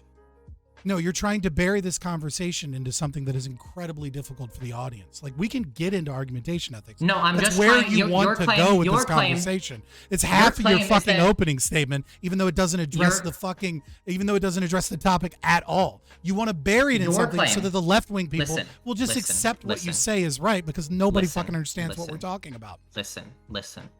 You said that consequentialism, or that the measuring of different freedoms in different societies, is impossible because we cannot know it, right? What I said. Well, you is said no, that we can't know anything. Can I So, finish like, a sentence? Holy shit. who cares? Yeah. Jesus fuck, let me finish. Okay, so what I said is that we can't know that, right? And I said that doesn't matter because we can still use evidence. You said no, because we can know that it's wrong to steal. And I said, no, you can't know that. You can only use evidence. Okay, so you don't know anything. There's nothing that Yes. you know to be objectively true, There is nothing that is known to be true. Yes. including all of your arguments. So, like, why are we even having a conversation? You don't believe that what you say is true? I believe what I say is true. That's a wildly different claim than knowledge. You know that you're just playing semantics here. Don't rhetoric me right now. Fine. You can have that one. Again, Well, I guess argumentation ethics doesn't matter here. Really We both quick, Fabian. believe in Okay, bodily so- autonomy. to reorient this to some degree, I think that Phenomiks brings up an interesting point, which is to say that you would agree that, you know, different covenant communities might come together to establish rules of restitution in the case of stealing and stuff like that, right? So these different communities are going to make attempts at determining the sort of monetary or like physical value of that loss of freedom in the case of stealing, right? Whereas obviously from like a stated socialist perspective, Phenomiks is saying you can apply the same logic to a society-wide rule of restitution. So, you know, the disagreement might be on the consequences or the sort of philosophical So- implementation of that rule. When you establish a covenant community, you voluntarily choose to live by those rules. That's the key difference here, is that you voluntarily say, for the ease of interactions with humans, right? I agree to these rules because I feel like in the event of conflict and criminality, this is an effective way of dealing with those situations that This will be has easier nothing to for do- me. It has nothing This to has do. nothing to do with the original point. You already agree that there is some objective value of the mug, and you agree that there We are just can't know systems it. that can give us. That we can't know shit. I agree. What we can do is we can use evidence to figure out what the objective value of the mug is, in the same way that we can use evidence to figure out what the objective level of liberty in a given society is. You don't know what the objective level of liberty is in a society. The only thing that you No, can know you don't know is- anything. You the can't only know thing whatever that you're you about can to say. the only thing that you can know is when conflict has been established by one human to another, which definitionally must be a restriction of liberty. You know that liberty was restricted there. How do you know when a conflict occurs? I gave out a whole fucking thing about it. Like, why are we going in these circles? No, you didn't. No, you didn't. You gave a definition of what a conflict is, but you didn't give how you know what that is. What you can say is that I saw it, and I'm probably not hallucinating, so there's evidence that a conflict is occurring. You can't have knowledge that that conflict is occurring, right? You stop. There's no reason to keep appealing to this, like, things we can know versus things we can't know, because all of it is going to be things that we can't know, and all of it's going to be things that we can use evidence to arrive at. So now we're how far back do you want to go? Do we want to go like talk about whether or not we're in the I Matrix? don't know. Can you address my whether argument? or not the world exists, right? No, because we're gonna. You established that you believe in bodily autonomy. These things, right? Then stop. You're the one who's making claims about knowledge, right? I'm saying that they're irrelevant to this conversation. So if you want, we can really, really go down deep into like, what do we actually have knowledge about, right? Like, are we in the Matrix or whatever? What I'm saying is that the fact that we don't have knowledge about it doesn't preclude us from using evidence to arrive at a more likely conclusion. Okay. What you're saying is that we cannot know anything. Nothing that we cannot know anything, right? Yes. I claim that I can know things, right? So that's the distinction here. I claim that I can know things. You claim that you cannot know anything. If you cannot know anything, I don't really understand the point of having a discussion with you until you're capable of knowing things. Okay. So I guess, what do you think you know? What's something you think you have knowledge of? I know that I exist. Okay. How do you know that? Well, I mean, do we need to go back to like je pense donc je suis? Like, I think, therefore I am? If you say I think, therefore I am, that begs the question. What? I exist in some form or I wouldn't have the experience. How do you know that? Because I'm having an experience. How do you know that? So if you deny existence, right? You deny existence, then nothing matters. It doesn't matter. I don't deny existence. So I'll get it to you, right? What we run into is Munchausen's trilemma, where you're going to have to justify things either dogmatically by positing an axiom, whether you're going to have to justify things circularly, which is bad. You can't justify it that way. You can justify anything that way if it is viable, or infinite regression, which means that you have an infinite degree of an infinite backlog of justifications, right? It's obvious that you don't actually have infinite space in your brain to have an infinite backlog of justifications. No, it just means when you're asked to justify one, you'll have to justify it with another, and then you'll have to justify it with another, and it goes on ad infinitum. Exactly. You don't have that in your brain to like actually be able to hold infinite beliefs in order to like justify infinitely. So what it actually boils down to for me is I just dogmatically take it that if it seems as though I am having an experience, that is evidence that I have an experience, right? That's one of my axioms. But I don't know that. I just take it to be the case. I dogmatically take it to be the case. You don't know it either. You don't know that you have an experience? No, I just believe that I do. I take it dogmatically. Okay, but what could possibly invalidate having experience? What could possibly prove that there is no experience? It's irrelevant. What could possibly prove that there is no God, right? Like there's no way to prove no, it's not. Like no. you're experiencing something, correct? I believe that I am experiencing something. Yes. Okay, so what would be the opposite of not experiencing of experience? Sorry, what would be the opposite of experience? What would be the opposite of experience? A lack of experience, a non-excitation in the experience field? Right, but you're experiencing right now, and you just say, well, I believe that I'm experiencing. Material reality is here in some way, shape, or form because you're able to observe it. You're able to identify it. You can identify some experience. Because I have an experience of like a physical world. Sure, yeah, that's evidence that there's something that we would call physical in the trivial sense, yeah.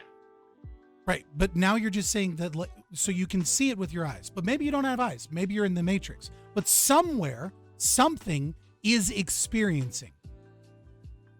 I think that's what we have good reason to believe. Yes, I take it dogmatically, the fact that it seems as though I have an experience, that I have this very strong sense of an experience. I take that as evidence that I have. What is experiencing right now, then? What is experiencing? What is experiencing? So I'm... No. Name the person experiencing. I don't believe in persons. So I like on an ontological level, I think that there just like is a big field of experience. That So like, you don't has believe in bodily excitations autonomy and- because you don't even believe in persons. You don't believe in humans' existence. No, You don't I believe in think that those are existence, then like why are we completely even? compatible. Why do I you care think what that happens in the world?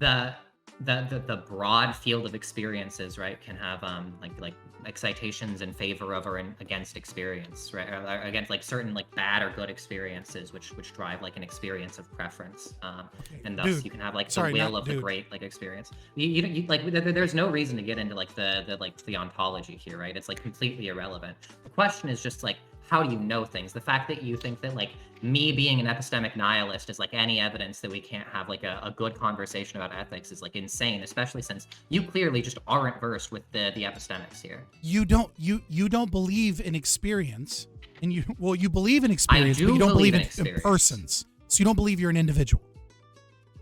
I believe that there's something that like serves as a good social category of an individual that's useful, that like that in reality is just like a loose connection of excitations in an experience field. I don't know how to engage with someone like, I mean, honestly, like I don't know how to engage with someone that claims insanity as a defense for the grounding of their knowledge.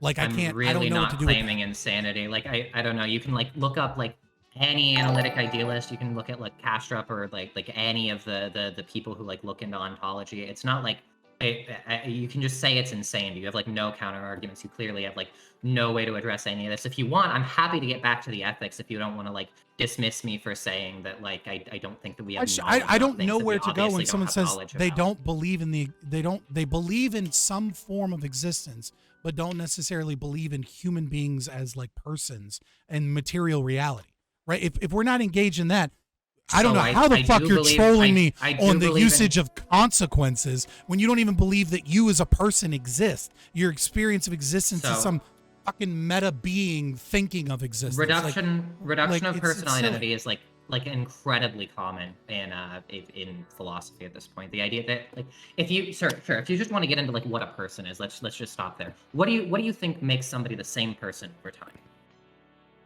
What do I think makes someone the same person over time? Yeah, what makes me the same person as I will be in 10 seconds? I don't know what you mean by that, right? Because like the first thing that pops in my head is the old story of Savitri and Satyavan, where Savitri goes up to the mount to meet the sage, and is trying to defeat death, because death has come for her husband, and the old wise sage shows her images of her former selves in a way, and says that these have died in some way because she is no longer the same person that she was before, because she has this. Because who she is has changed, because her beliefs, her personality, her physical body, and her sum of knowledge has changed. And the last image that he shows her is her walking up the mountain. So like I don't know, like I need more. I don't know what the fuck this has to do with like whether or not socialism maximizes freedom or libertarianism does. But no, this is perfect, right? If you're just gonna grant that like that you aren't the same person over time, then I don't understand how it's at all remotely coherent to say that like my ownership of a stick is intrinsically valuable because somebody else who's not me was like homesteaded it, used it first, right? That person's a different person than me. I don't think that people continue to exist over time in that sense. But if you don't either, then I have no idea how you could even begin to justify like a homesteading based NAP. Okay, because they're still the same person. I mean, it's just I gave an example of so an then old what Hindu makes them- fable. I didn't say I believed So that it was what- like factual. So then what makes it the same person? What makes the person the same person? It's I mean, I guess you would have to like do like a, if you were going to admit that personality changes and knowledge changes, right? And so the idea of person changes, then you would have to look at it like a homeostatic property cluster, right? Like they have the same body, but that body has aged. They have the same basic, like most of who they are is the same, but certain things have changed as they have grown. And then, but again, what I described was a historical link. Someone can abandon property if they so choose. The lack of abandoning that property or the lack of consenting to give up that property shows that their current self is still someone that has that link and values that property. So it doesn't even So matter. the fact that so if we're just saying that it has to be like some sort of homeostatic property cluster, eventually you're going to be like wildly different, right? So let's Yeah, 6-year-old me is going to be wildly different than me. But like, it's still the same physical body, still the same material body. None of the same physical body. All of the atoms in your body get replaced. I mean, okay, now we're getting into like ship of Theseus. Like, I don't know how relevant exactly. that is. Yeah, to the historical link to property. Relevant. It's absolutely relevant. I don't think that do you know it's called Hesiody. I don't think that this oneness or Hesiody exists. And the ship of Theseus, the ship of Theseus gets at that Hesiody concept. And I think that getting rid of that Hesiody concept, it makes and the NAP and like ANCAP ethics like completely untenable and like an insane non-way of measuring liberty. So if we talk about like we get into like the ship of Theseus, right? All of the atoms in your body replace themselves every year. Yeah, I agree. I think that this makes you like a fundamentally different person. So what I was gonna ask is if is fundamentally different person that still has a historical link with the property and still owns said property. What does it mean to have a historical link? What does it mean to have a historical link? That means I get what I gave. Maybe I should just like read it out from what I wrote earlier so that I don't fuck this up.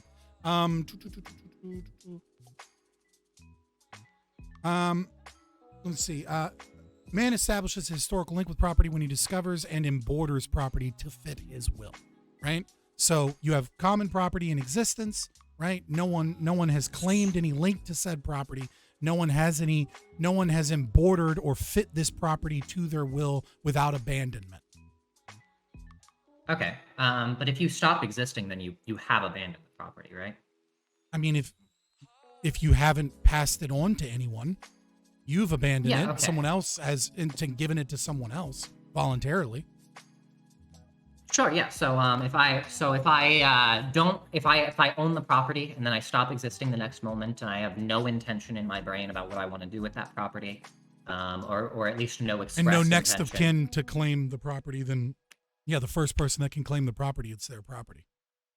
Okay, cool. So then, yeah, I think that every moment, then you would just have to justify that property like stops existing, right? Because there is no way that you can justify that there's any sort of continued person. I want to get back at this like, homeostatic property cluster. I want to. That doesn't undo the historical link or the person's will or the person's feelings. Like if someone abandons the property, it doesn't matter that it's a different person. I just established that you can pass on from one person to the next of kin. Why would you not be able to pass it on to the person that is yourself that changed in some capacity?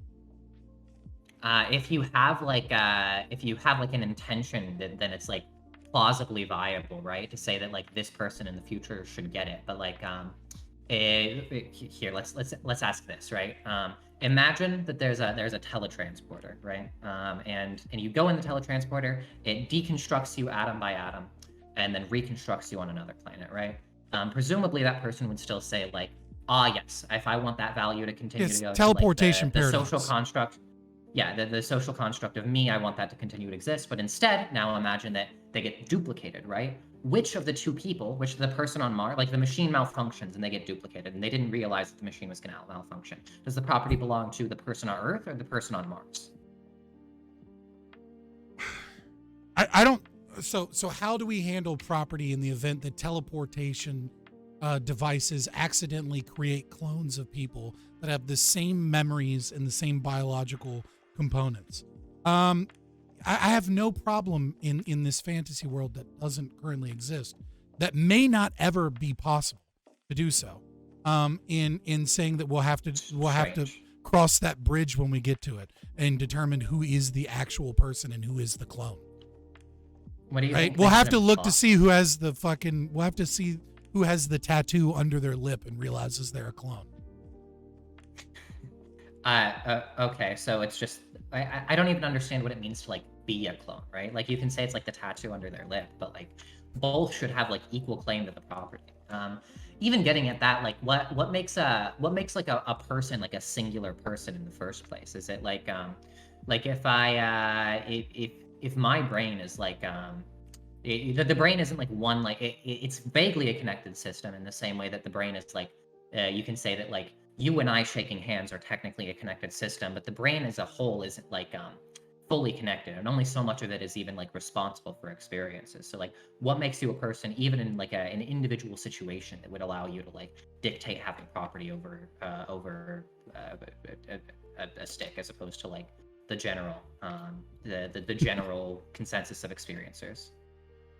Okay, I'm not. I mean, feel like you can there's laugh, multiple you have questions. no- Well, no, I feel like there's multiple questions in there in a debate that is gone so far off the fucking rails that I feel like I'm just like a random VC. But regardless, so one question is like, what makes Well, I a don't know. person You said a that I was like person? insane for not believing in persons. You like you said that I was Well, like, yeah, that's you fucking said that insane. you like dismissed me. Dismissed. Okay, so then like a third of philosophers are insane, I guess.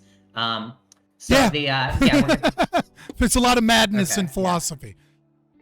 sure. There's a lot of not so engaging the- in reality with philosophers. Yes. I agree, especially with ANCAPs. So we can get back if you want to like the just the general the topic? question of like measuring liberty, right? But no, because it's like you said asked, like, the what only is reason we're here is that you were saying that like you shouldn't engage with me because like I don't believe that we have knowledge, or like I don't believe in persons, right? Like I was fine to like not touch this territory. I was fine to stay on like how do we measure liberty, but you wanted to make sure that like you dismissed me for having these opinions. So Well, I you're saying don't that it's see I think impossible those to are know. relevant, but You say that it's impossible to know anything objectively, and then I give you a frame Of course. reference, and then your attack against what I posit is that, well, really we don't know existence and we don't know persons, and like we could be in the matrix, or like existence may not exist. And so then I was like, okay, well then who's existing? And then you go, well, I don't even know that persons exist. And that's when I said, well, what the fuck is the point of this conversation when you're going to deny that a being is experiencing existence?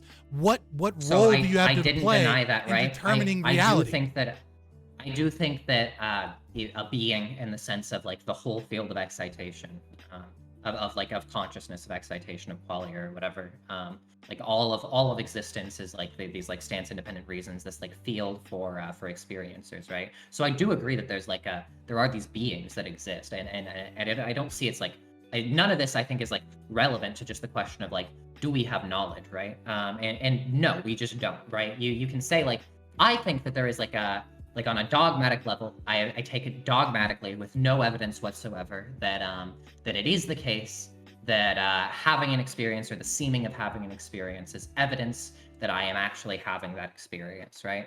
I recognize, though, that that's just an assumption and not knowledge that I have, right? You, on the other hand, claim that because I'm making that assumption and I'm recognizing that it's not knowledge that I have, that means that I'm completely unable to. You're completely unable to engage with me, right? I don't believe you. I think you know that you're engaging in some level of assumption yourself. You don't have knowledge about these topics, and that we can talk about the evidence instead of what's the evidence of liberty existing in a society or not. So if you take certain axioms, certain logical axioms, right, then you can arrive to an objective position on whether or not something's stealing, whether or not something engages in conflict that steals. And then I agree, but you don't know those dog, things. You're just assuming the axioms. So you, Okay. so You've you're been talking going. over me the whole debate, but okay. Okay, yeah, that's fine. So your attack against that is that we can't know anything, right? So nothing can be objective. Therefore, we must dismiss with the axioms that I put forward, which is just logic's existence. And so if logic is something that we don't actually know, and that we can say isn't something that necessarily needs to conform to our ideas, then that is why my argument is that if you're going to deny that logic actually has an importance in the conversation, or that logic is something we actually know, right? Then then what Those are you're two saying different is based upon an idea that we can't know anything. And then you're going to say, but no, since we can't know anything, let's go with my system that doesn't attempt to actually get to objective morality. Instead, it just goes off of like this measurements and it goes off of this guesses at values. Do you see what I'm saying? Is that like the argument that you're using against me is an argument that can be used against all arguments. against all ideas put forward. And so if it can be used No, it's against not. all arguments and ideas, then it's not actually an argument against my argument, because it's also an argument This is against just like your a argument. wild straw man. This is just like a wild straw man. My claim was never that the fact that we don't have knowledge means that we can't know your system is true and therefore you should take my system, right? My argument was that when you said that we can't know that my system will bring about the most liberty, what I said is that no, you can't know that your system will bring about the most liberty. You can't know that my system won't bring about the most liberty. You can't know that your system won't bring about the most liberty. What instead we can use is evidence. You can't know that. You're just lying. I know that you know that you're lying. I know that you don't actually believe that, like, no, because you're just assuming logic, right? You don't actually think that you can know that, like, the law of identity is true. You just assume that it's true because I don't know how you, like, engage with the world without assuming. I am it's true, right? experiencing. Therefore, I know experience is real. That's- it's not I possible agree. for me to experience non-experience. What modality? What do you mean? What modality? What do you? You said it's answer are you not looking for? possible. You said it's not possible. Modality. It's not is gonna be impossible like, to what do you mean experience by- non-experience. So when I say possible, right? Possible is gonna refer to like a variety of different things. When I ask what modality, I'm asking like, is it physically not possible? Is it logically not possible? Is it like metaphysically not possible? I want to know what you mean when you say like it's not possible. I guess you would say it's metaphysically not possible, right? To experience so non-experience. Like What's the what- contradiction within the nature? You're experiencing. That's the contradiction. You're experiencing. If you're not experiencing, then nothing So- matters. So the idea We're not that there, here. like, is an experience, right? That you're just like positing it, right? Like it's like it's the same like begging the question as I think therefore I am, right? You're baking in the I, right? You're baking in the experience in the premise. How do you know that you're experiencing in the first place? I have a seeming that I'm experiencing, and I take that as evidence alone, but I take that axiomatically. There's no way that you can justify that axiom. I mean, do you want to Apologize. try I know, I just- justifying the axiom? No, just sorry. Sometimes people in Twitch chat say wild shit. I'm not gonna do that. Fucking. Okay. Sorry, I apologize. So how do I know that I'm experiencing whilst experiencing? Because the opposite of experiencing is non-experience. One can't experience non-experience. I wouldn't be here. I wouldn't be capable of Okay. making arguments. I wouldn't be capable of So- doing anything unless there is some form of experience. I don't understand how one not experiencing non-experience, like the fact that it's like inherently like a logical contradiction that like you can be experiencing and not experiencing at the same time.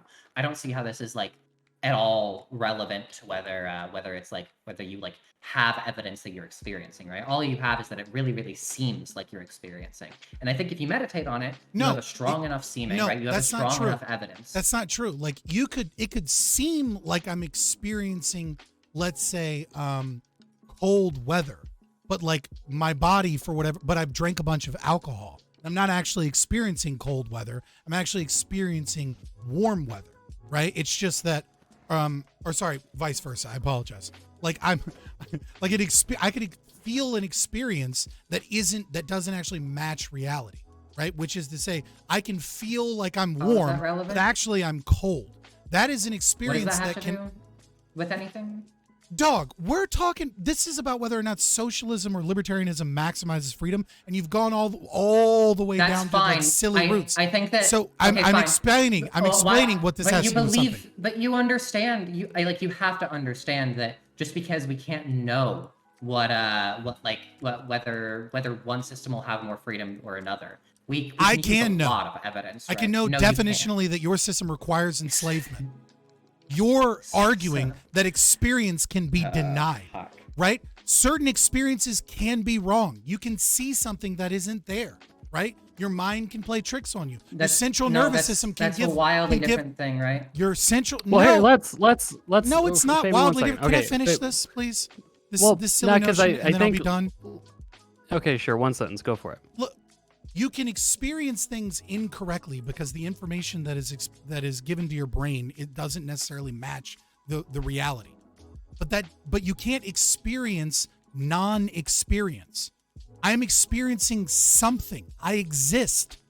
The idea that I can experience non-existence is required for you to deny existence, and the two contradict. No, it's not. Okay, so to recenter this, because I kind of agree we got off the beaten path a little bit. I think it's interesting discussion, but well, it's an interesting discussion. I think Phenomiks is right to say that these sort of underpinnings are probably important, but those have been discussed at this point, right? So I think that Fabian brings up the point, Phenomiks, of he knows that your system requires slavery, right? And so therefore, almost like I don't think he does, definition.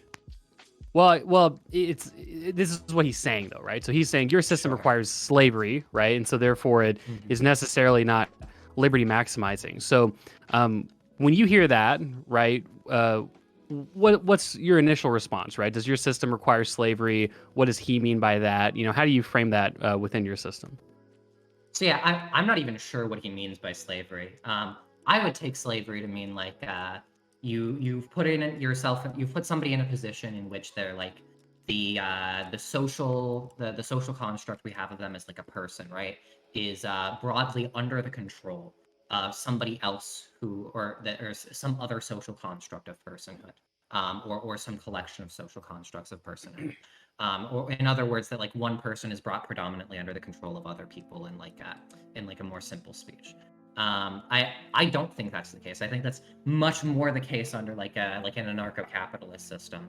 If we want to just talk about like the specifics of the system, right? When I say like when I say that like the workers all being in control of like a government-run social wealth fund, or like some various aspects of like state-owned enterprises, some national bank, consumer cooperatives, worker cooperatives, all of these different like democratic institutions, these are bringing control to the greatest number possible, right? So that the people have as much control over their own lives as possible. But when it's when we talk about a business that's run by a capitalist, we're talking about the vast bulk of their workday being controlled by the person who owns the factory, by threat of their loss of liberty through like starvation or even like violence if they try to like take food from a dumpster or something like that. Okay, so your system is more freedom maximizing because it's a democratically run workforce. We'll go with the workforce example. Right? Like we'll go with like ESOP and co-op model versus like the capitalist, if that's okay with you. ESOP. I wouldn't support ESOPs. Okay. I think I'm fine with defending cooperatives No, that's fine. in principle, All if right, that's simple for you. So in principle, co-ops, right? What you're saying is people are forced to work in the co-op, right? No. So how do people eat? They either food is one of the things I think should probably just be like under like state-owned or some combination of like social wealth fund, consumer cooperative, and state-owned enterprise. But so how do you get? I think that everybody should have access to like people eating? some sort of like food stamps for all. How do I fund people eating? The main ways are going to be like through collection of like some sort of like Georgist-esque like tax system on land value. Another way is through like income tax. So through on, like, involuntary those through the market, taxes. Georgian, but involuntary I taxation. I don't know exactly what you mean by like involuntary. I think that The it's person more doesn't want voluntary than the person doesn't want their money taken, and then you say people need to eat, so therefore we are taking money from you. But also, no one is forced to work. If the person like if the person isn't willing to like give money to make sure that nobody's like dying of starvation or whatever, then yeah, I think it's fine for the state to come and take that money from them. If they own land or involuntarily taking something what people have worked to achieve. Not necessarily. You don't one of them is going to be like an inheritance tax, right? You're not working to achieve an inheritance tax.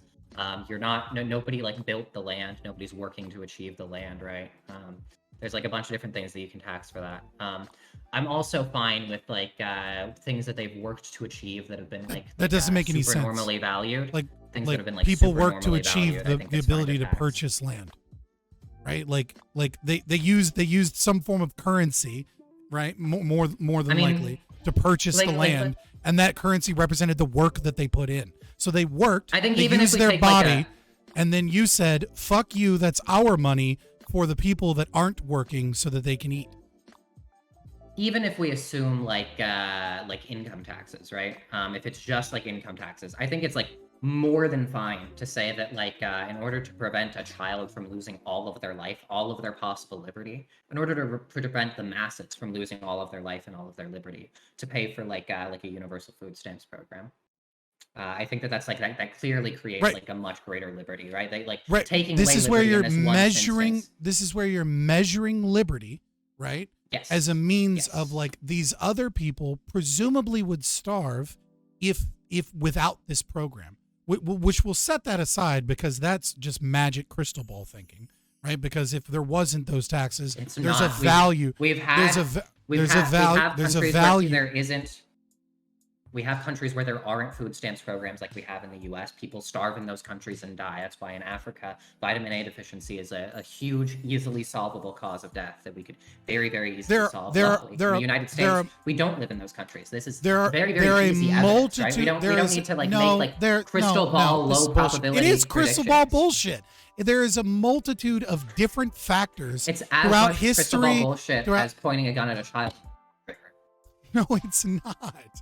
To say that if we do not, regardless of the consequences, we can set that aside for now because what you were saying. There is a higher probability that if you shoot the gun will jam. There's a higher probability that the gun will jam. Than the probability that if we have an anarcho-capitalist society, you're trying to people will distract starve. again. You're trying to distract I'm not again. distracting. Your I'm not system. distracting. Yes, you What am I are. distracting? Well, let me fucking tell you what you're trying to pivot from.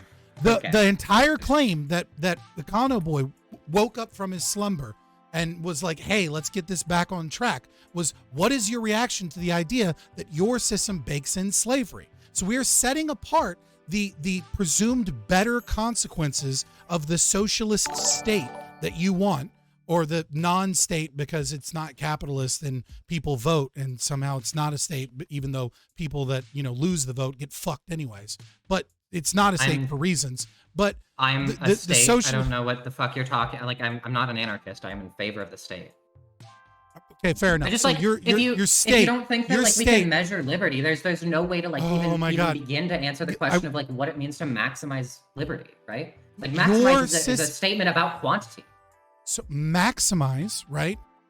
Like Is a the statement about quantity. what would be the perfect maximization of liberty? To maximize the expected utility of liberty, right? So the expected liberty in the world, right? So what would be the perfect level of liberty?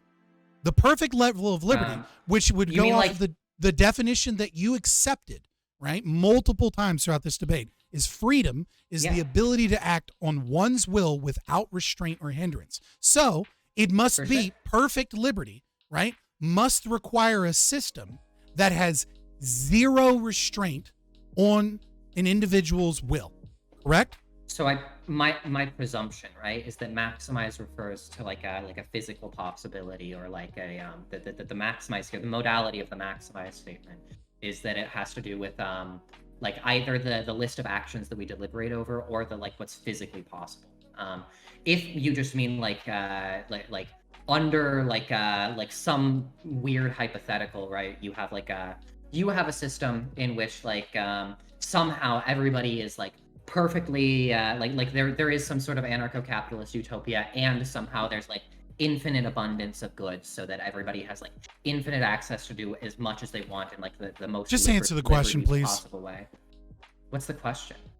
The question is, what would be the perfect value of would it not be? I'll just give it to you. Would it not be that the perfect system would require zero restrictions on an individual's will?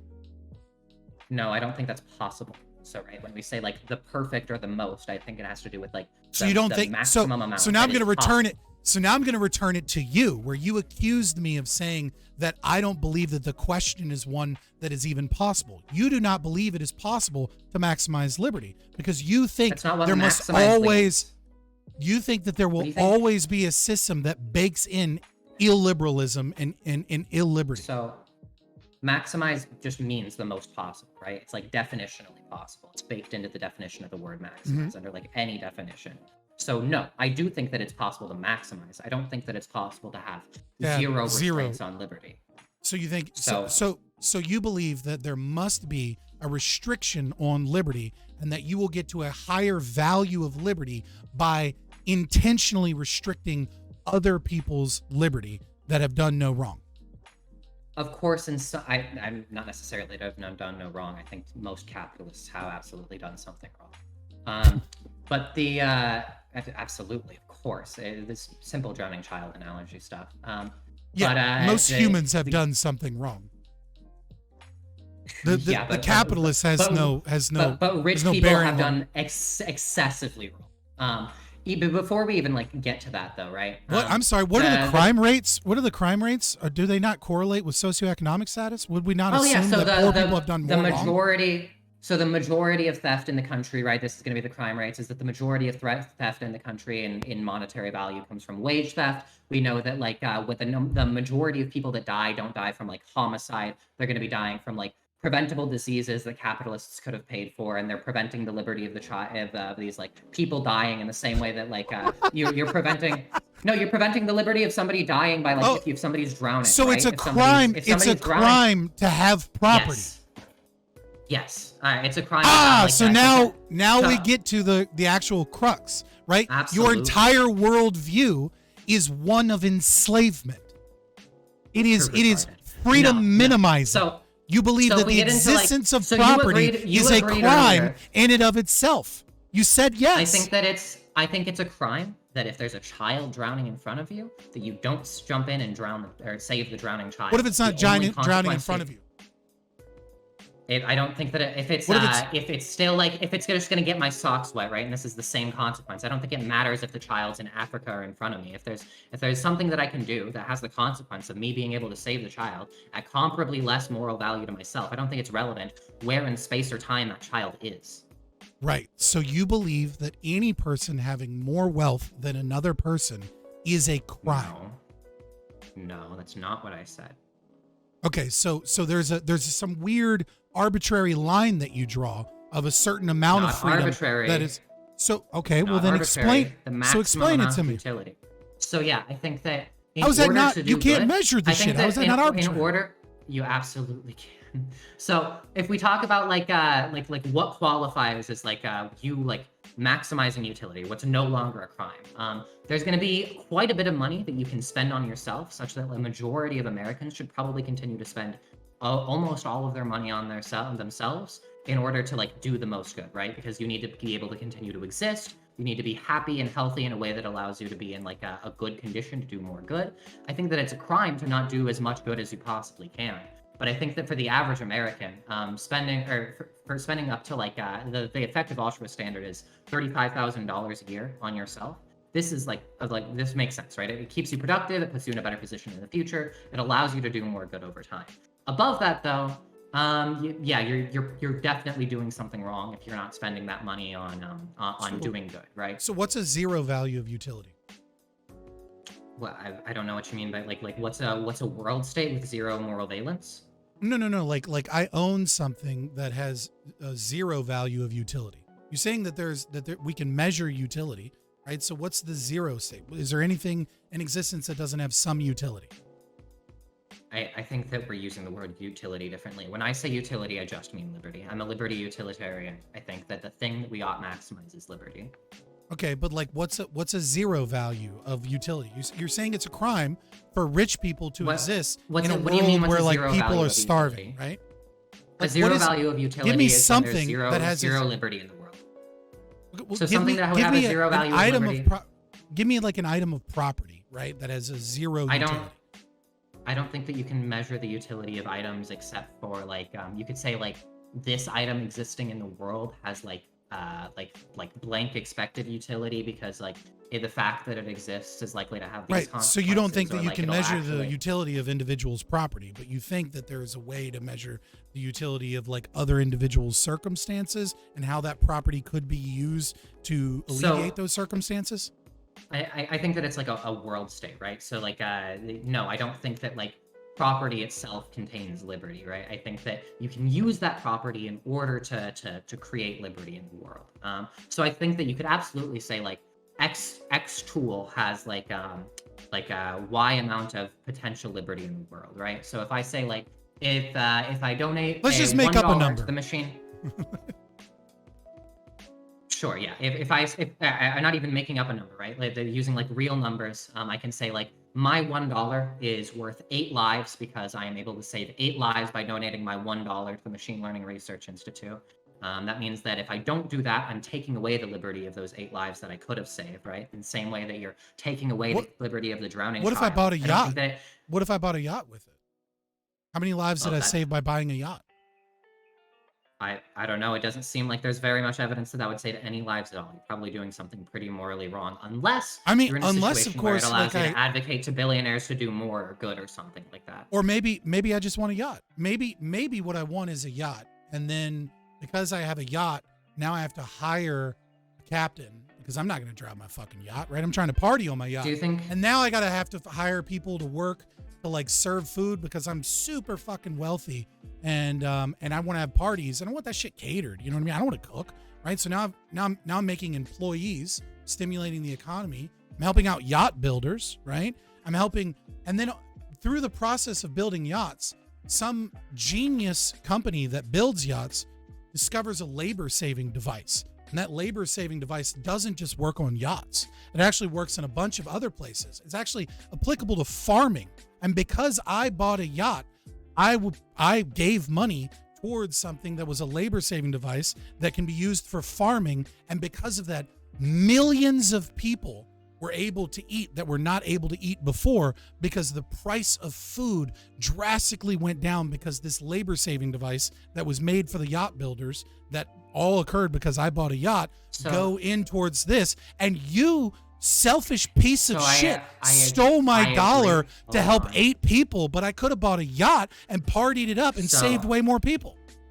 So we absolutely have to take into account like low probability ways in which it can have an effect, right? The chances of you investing in a yacht leading to some labor that it creates some labor-saving technology that saves more lives than you could have in any other way is incredibly low, especially when we have things that are actually able to develop like effective labor-saving technologies. You can invest directly in it through things like the Machine Learning Research Institute, where we're able to say like, we want to develop labor-saving technology. We want that labor-saving technology to benefit humanity. I agree, you don't know it. You don't know anything, but you do have evidence, right? You have evidence that that all of the metrics that we have say that AI alignment is like a very, very probable problem that we have to deal with. It's very likely to end incredible numbers of human lives, to prevent, I shouldn't say end, to prevent incredible numbers of human lives, incredible amounts of liberty. And so we should weigh that very, very heavily, and our probability of affecting that is going to have a greater effect on utility than our probability of affecting like a yacht company that's going to develop some sort of labor-saving technology that happens to be able to develop like farming that like saves like, I don't know, some like very, very limited number of lives. The problem is to preventing existential risks like AI development. Right, okay. So the problem is that you accused me earlier of not believing in things, right? You didn't actually give evidence. You just like said, well, no, you don't believe that. I know you don't believe that. But you also can't know anything. You know. But you can't know anything, so it doesn't matter. Regardless, I posited an idea that human action and shows someone's preferences because they absolutely made a choice when they committed that action, right? And so I know that you don't believe what you're saying. And the reason I know that you don't believe what you're saying is because in your camera right now, right, is electronic devices that are made with child slavery, right? My roommate bought it. Right. Did you buy your camera? Did you buy your webcam? Your SLR cam? Yeah. So you this is using conflict minerals, right? But you wanted. It's so obvious that the amount of good that I can do with that camera just by being able to do online debates, just with that alone, right? But you can have a much greater effect than the effect on child slavery. Right. You can measure the effect with arbitrary means of subjective value. We get it. What do you mean arbitrary? How is it arbitrary to use evidence to figure out how to do good in the world? It's arbitrary because you pick what you value. I pick what I value based on what we have stance independent reason to value. No, I'm you a moral don't. You don't realist. fucking form a fucking committee to determine what you value. You have certain things that you value over certain things. Forming a committee doesn't mean that you're going to get into stance, like that you're going to get stance independent reasons, right? That's just not how like any philosophy works. Stance independent doesn't mean that like a committee of like the stances of a committee determined it, right? Stance independent means that it's true irregardless of if there's a mind to determine it to be true or not. Okay. I know this is going to be really bitchy of me. I'm on a moral crusade to stop people from saying irregardless. Nah, irregardless is a real word. Fuck off. Fuck No. off. Google it. Fuck off. Irregardless It's is a real word. regardless. All right. Anyways, Irregardless is a real word. you have a subconscious, right? And that subconscious has certain values.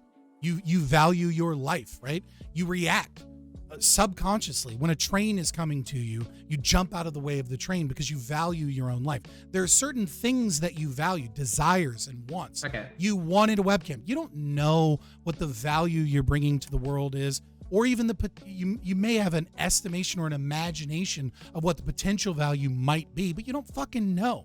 You wanted a webcam, right? And you purchased that webcam, and you were willing to sacrifice women and children that are carrying bags of conflict minerals, right, out of the mines in other countries. You were willing to take your money that you worked for, right, and give it to places where women are happy when they find out that a guard wants to rape them exclusively, because it means that they won't be raped by the other people there because they're under the protection of their rapist. But you understand, right, that there's a banality of evil. You might dismiss it. You might not even be aware of those details, to be fair. Like it might even be an information failure in the market, right? But the fact of the matter is that you do value against those. You don't.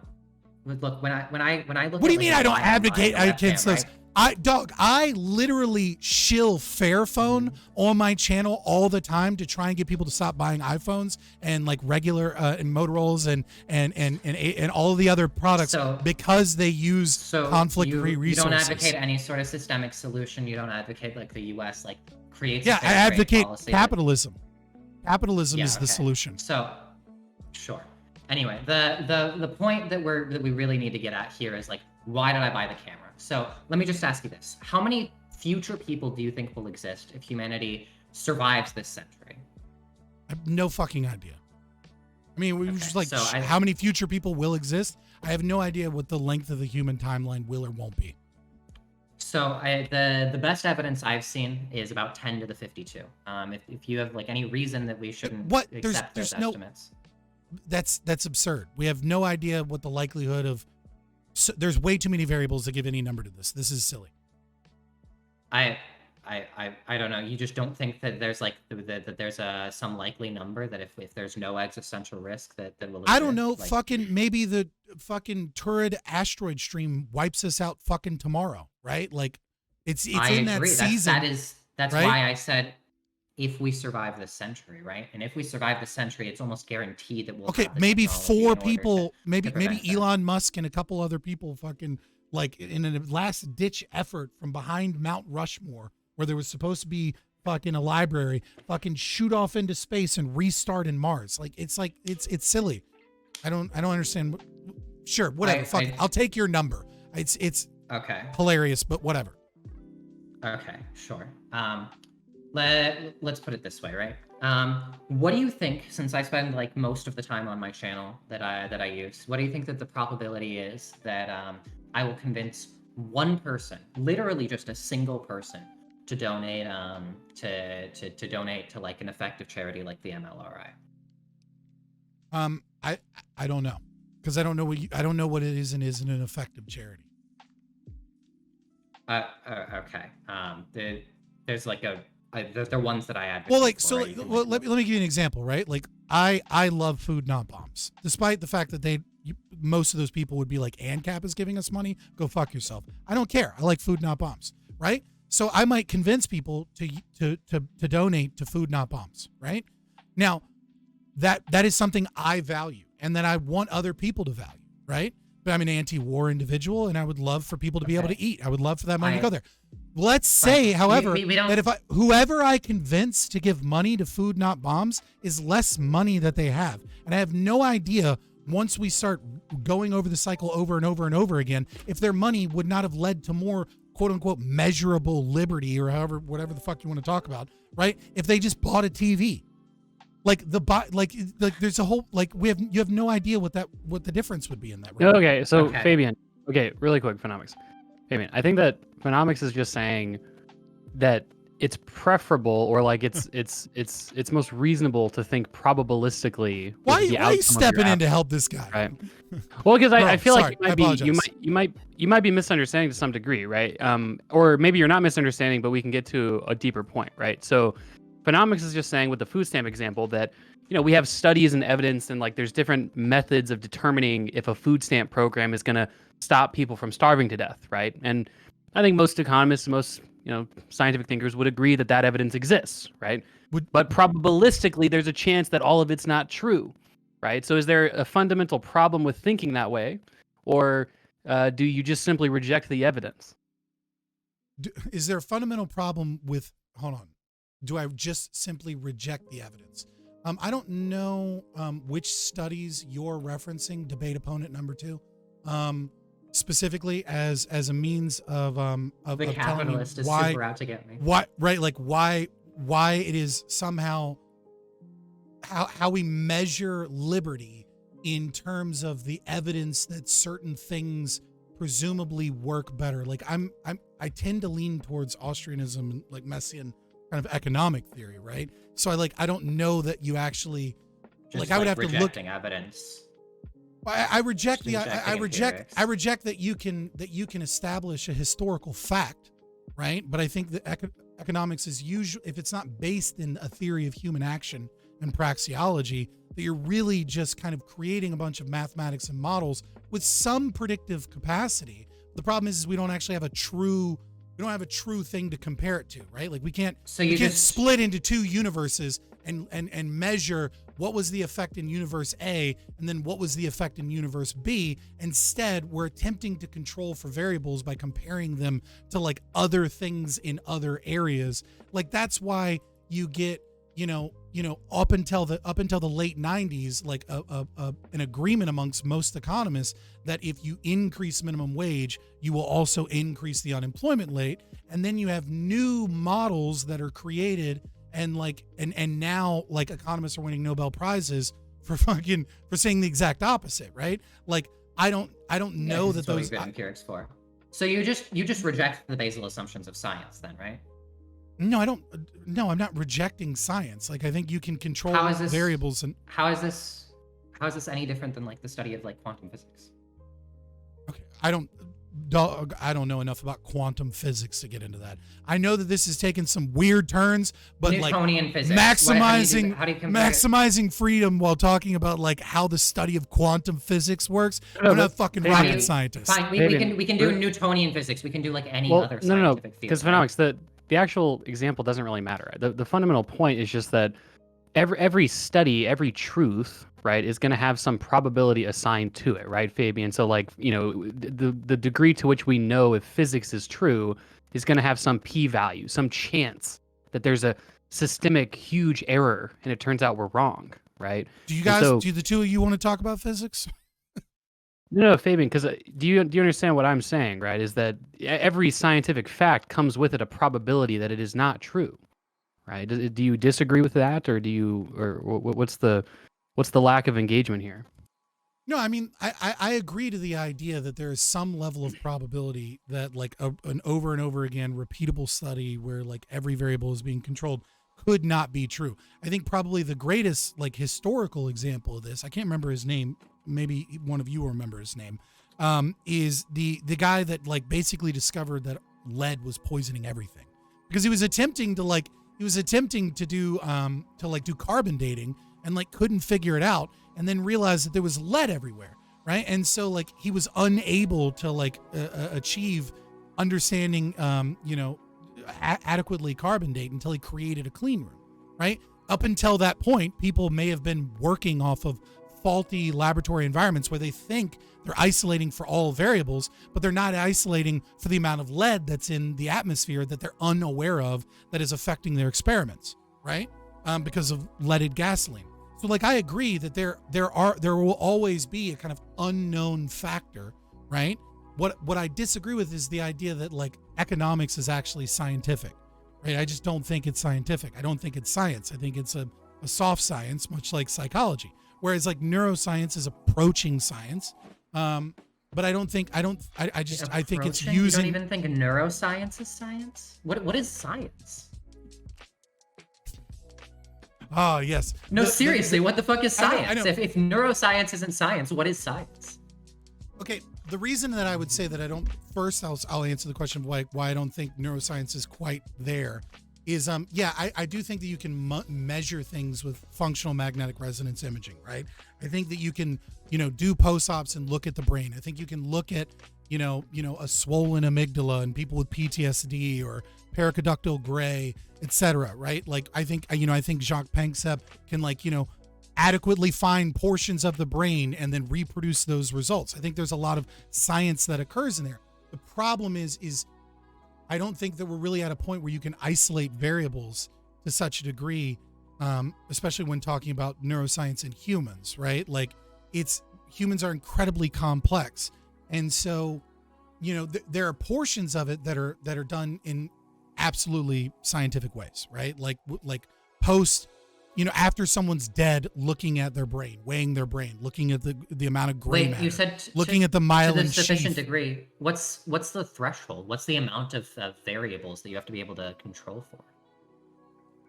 So I don't know that I have a great answer for that, if I'm being honest, right? Like, I don't know that, you know what I mean? Like, it is kind of like, I will admit that there's a certain arbitrary level where, like, certain things are like, they're all attempting to use the scientific method, right? The problem that I have is that economics is kind of like on one end of the distribution, right? Whereas like geology is on the other end of the distribution. I agree that economics is something that we know less about from the scientific method. I don't think that means that it's any less scientific or that it's something that we shouldn't use science predominantly to solve, right?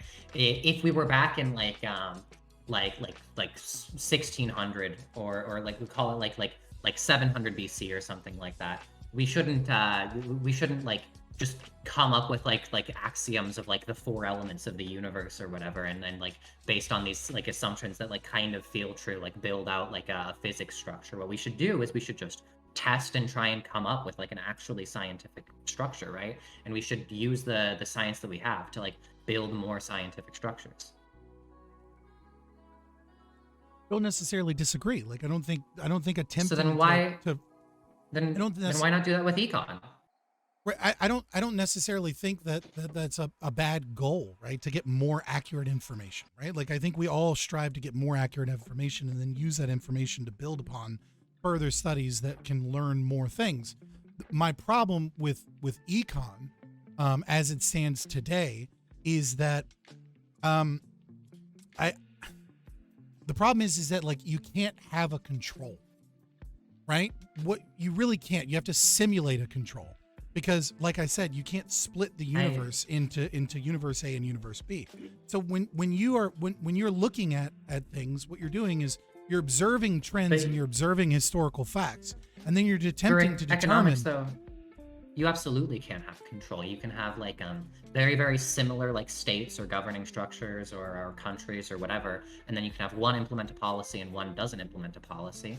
And these are how a bunch of the studies do, including the minimum wage studies that you're talking about, right? They take control states and they compare them to non-control states. But the problem is that like the individual's actions within an economy change the results, right? And so there's this myriad of things occurring. So like there was like, I don't know if I can come up with a specific example right now, but like let's just say, for example, a city somewhere.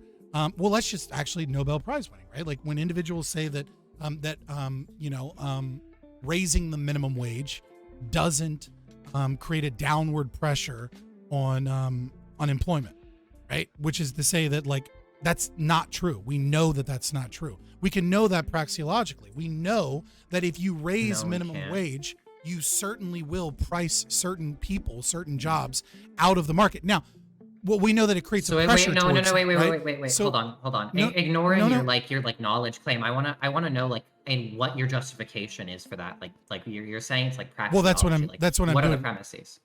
Right. So theory of human action, right? We understand that actions act upon their will, and that it represents their values, and it represents what it is. Upon their will? No. Well, no, that humans act, right, and they do so based upon their will. They act intentionally. They're rational actors. Not always. Do you not think that like subconscious actions ever occur? Subconscious actions are still acting upon people's will and values. How? If a train is coming towards me and I jump out of the way because subconsciously I value my life, that is still the values that I hold and what it is that I believe. Just because it occurred subconsciously doesn't mean that it's somehow out of someone's will. So the fact you're not, this isn't actually like evidence that you value it, right? You probably do value it, which is why it works fine. But if it's instead the case that you're like you're driving going forward and like say that you just like went into your brain and now you're driving on autopilot and you run past a bunch of red lights, right? This is something that like we've all heard testimony of people like saying that they've done this, and it's not because inaction is an action as well, right? The inaction, but it's not because the inaction. It's not because no, it's not because the inaction, it shows their value of running red lights, right? It shows it shows. Yeah, that doesn't necessarily mean that it shows their value of running red lights. That's cope. That's not what we're talking about. The inaction was their negligence and being tired, right? Their inaction, the conscious choice that they made was their action to drive impaired in some way, right? Or if let's say they're a diabetic and they slip into a diabetic coma and they're just kind of like coasting on autopilot, right? The action isn't necessarily the driving continued as they're in a diabetic coma as they eventually crash. The action is the fact that they got into a car and they didn't check their insulin levels and they didn't adjust for their diet because they didn't value certain things over other things, which is being cognizant of their insulin levels. So I feel like we're ignoring type 1 diabetics here, but even still, right? If we just say like if we just say that it's the subconscious action isn't the one that, if you say that the subconscious action is the one that it's not the one that reveals the will, then sure, yeah, there is clearly still a subconscious action occurring though, right? You might say that like this that the action that's morally responsible, the one that they're culpable for, and this is something I agree with, is the one that like they chose to like get in the car while impaired or while not like taking care of themselves or something like that. But they also took a subconscious action to continue to drive, right? To step on the brakes, to go at a certain speed, to move, right? These actions are subconscious, but they're still actions. I mean, like I kind of already explained it, and then you kind of like went with it, and then yes, people subconsciously do things, but I've already connected that both to their conscious wills that put them in those situations, but also towards the values that people have. Just because something is subconscious doesn't mean that it doesn't represent their values.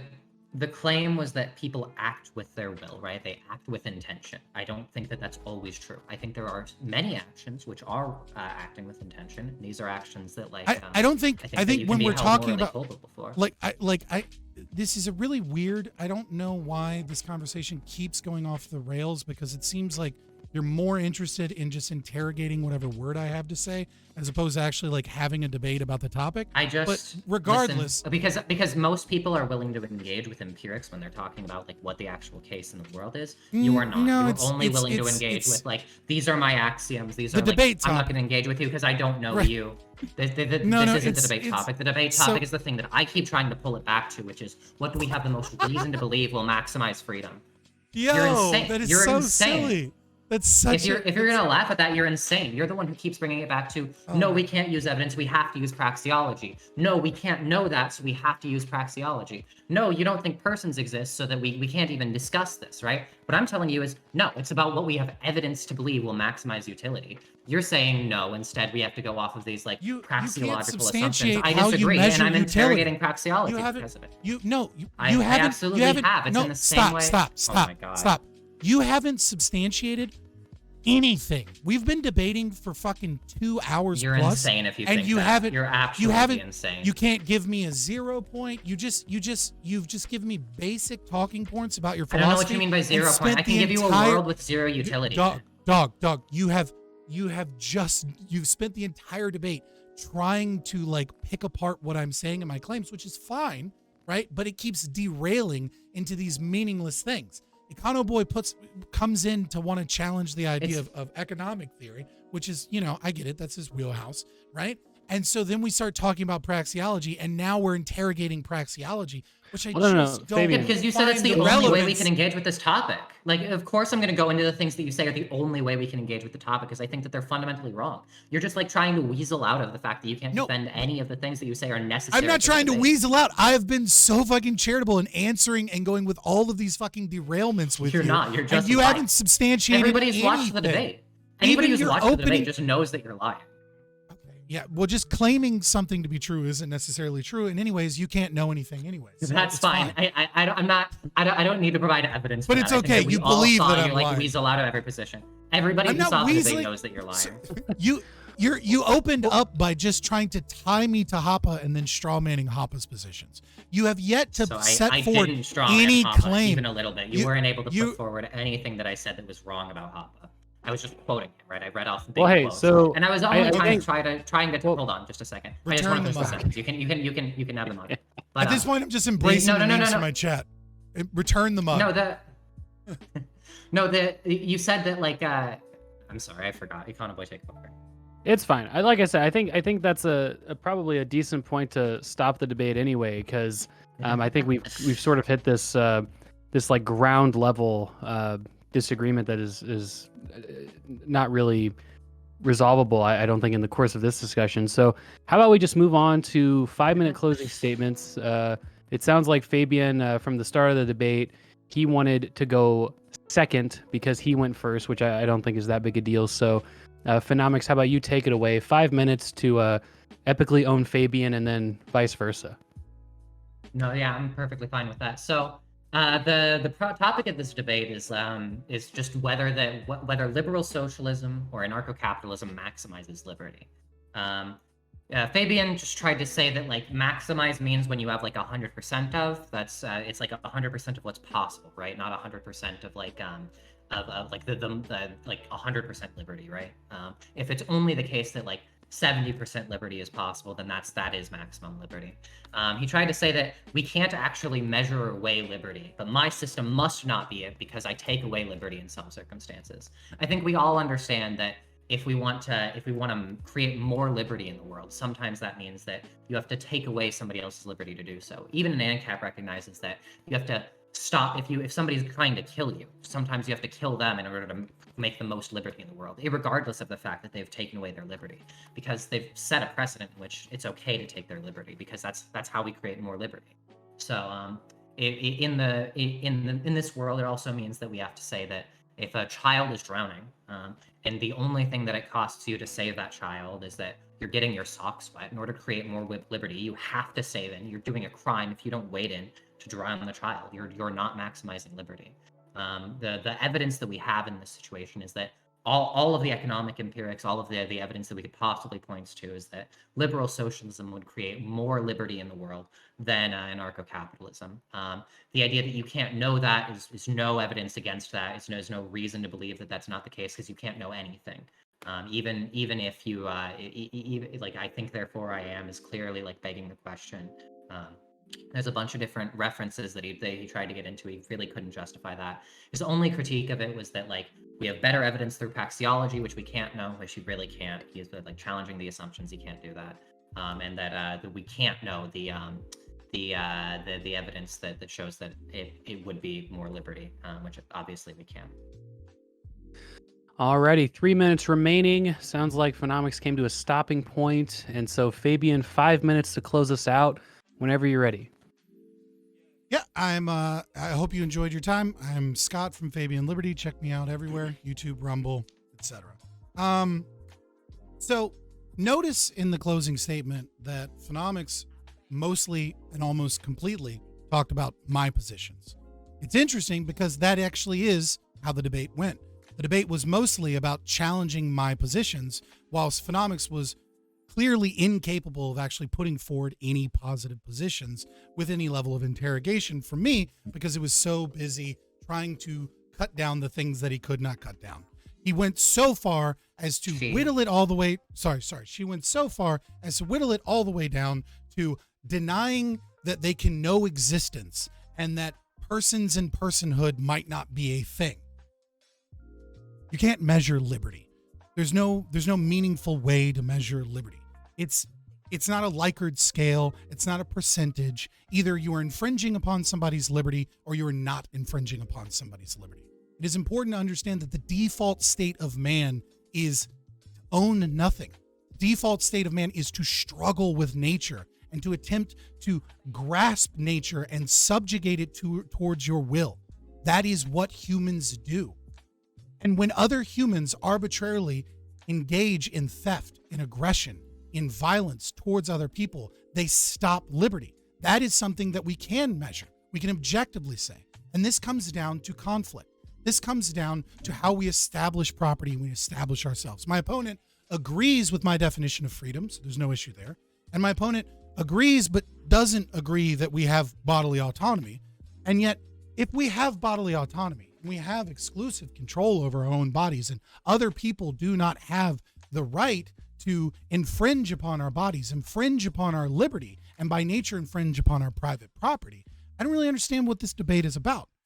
Except maybe they disagree with the property thing. It would have been really cool to get into establishing property, but unfortunately the conversation didn't really go there. So I'll do it for you. When man comes upon unowned property, he establishes a historical link with that property because he fits that property towards his design, his will. And when another person attempts to use that property at the same time against that person's consent towards different means, that person is aggressing upon them. That person is denying them their liberty. If I do not have the ability to maintain control over my body and over my property so that I may fit nature, so that I may fight the true enemy here, which is starvation and disease and the need to collect resources so that we can build the world that we want. If I'm not capable of doing that because another person aggresses upon me, then they have enslaved me. That is what taxation is. There's no argument around it. Taxation is involuntarily taking people's property so that other people can presumably have more liberty, of which no one here can define or measure. It's really that simple. My system is the only system that is capable of maximizing liberty for two reasons. Number one, it is the only system that does not have slavery built into it. We know that her system must have slavery because it is a chief part of socialism. It is required. The second reason that my system is better is that I forgot. Yeah, but All right. Well, 1 minute left. Sounds like that is the end. Well, hey, everybody. Thanks for coming out to watch this debate. Check out Phenomiks and Fabian Liberty. Their channel names are exactly that. And if obviously if you're on Twitter. Phenomiks, EA Phenomiks on Twitter, I should say, if you want to follow her on Twitter. And obviously, if you're watching this stream for the first time, I talk about economics and politics all the time. So if you're interested in that, feel free to follow and subscribe. Other than that, I mean, thanks for coming out, guys. And it was fun having this conversation. Of course. Yeah, absolutely. Thank you for watching. If you made it all the way through this video, then you've got to like, share, and subscribe. Over 70% of you watching aren't subscribed, and it really helps. We're live on Twitch every Monday through Thursday starting at 7 p.m. Eastern. And follow us on Twitter for more spicy libertarian takes. Finally, we all know that YouTube is a temporary place for dissidents. One day we'll upset the wrong journalists and be gone. Poof. But it doesn't have to be that way if you make sure to follow us on Rumble. Every video on YouTube is also posted to Rumble, and sometimes we exclusively stream there. Thank you for your time. All links are in the description below.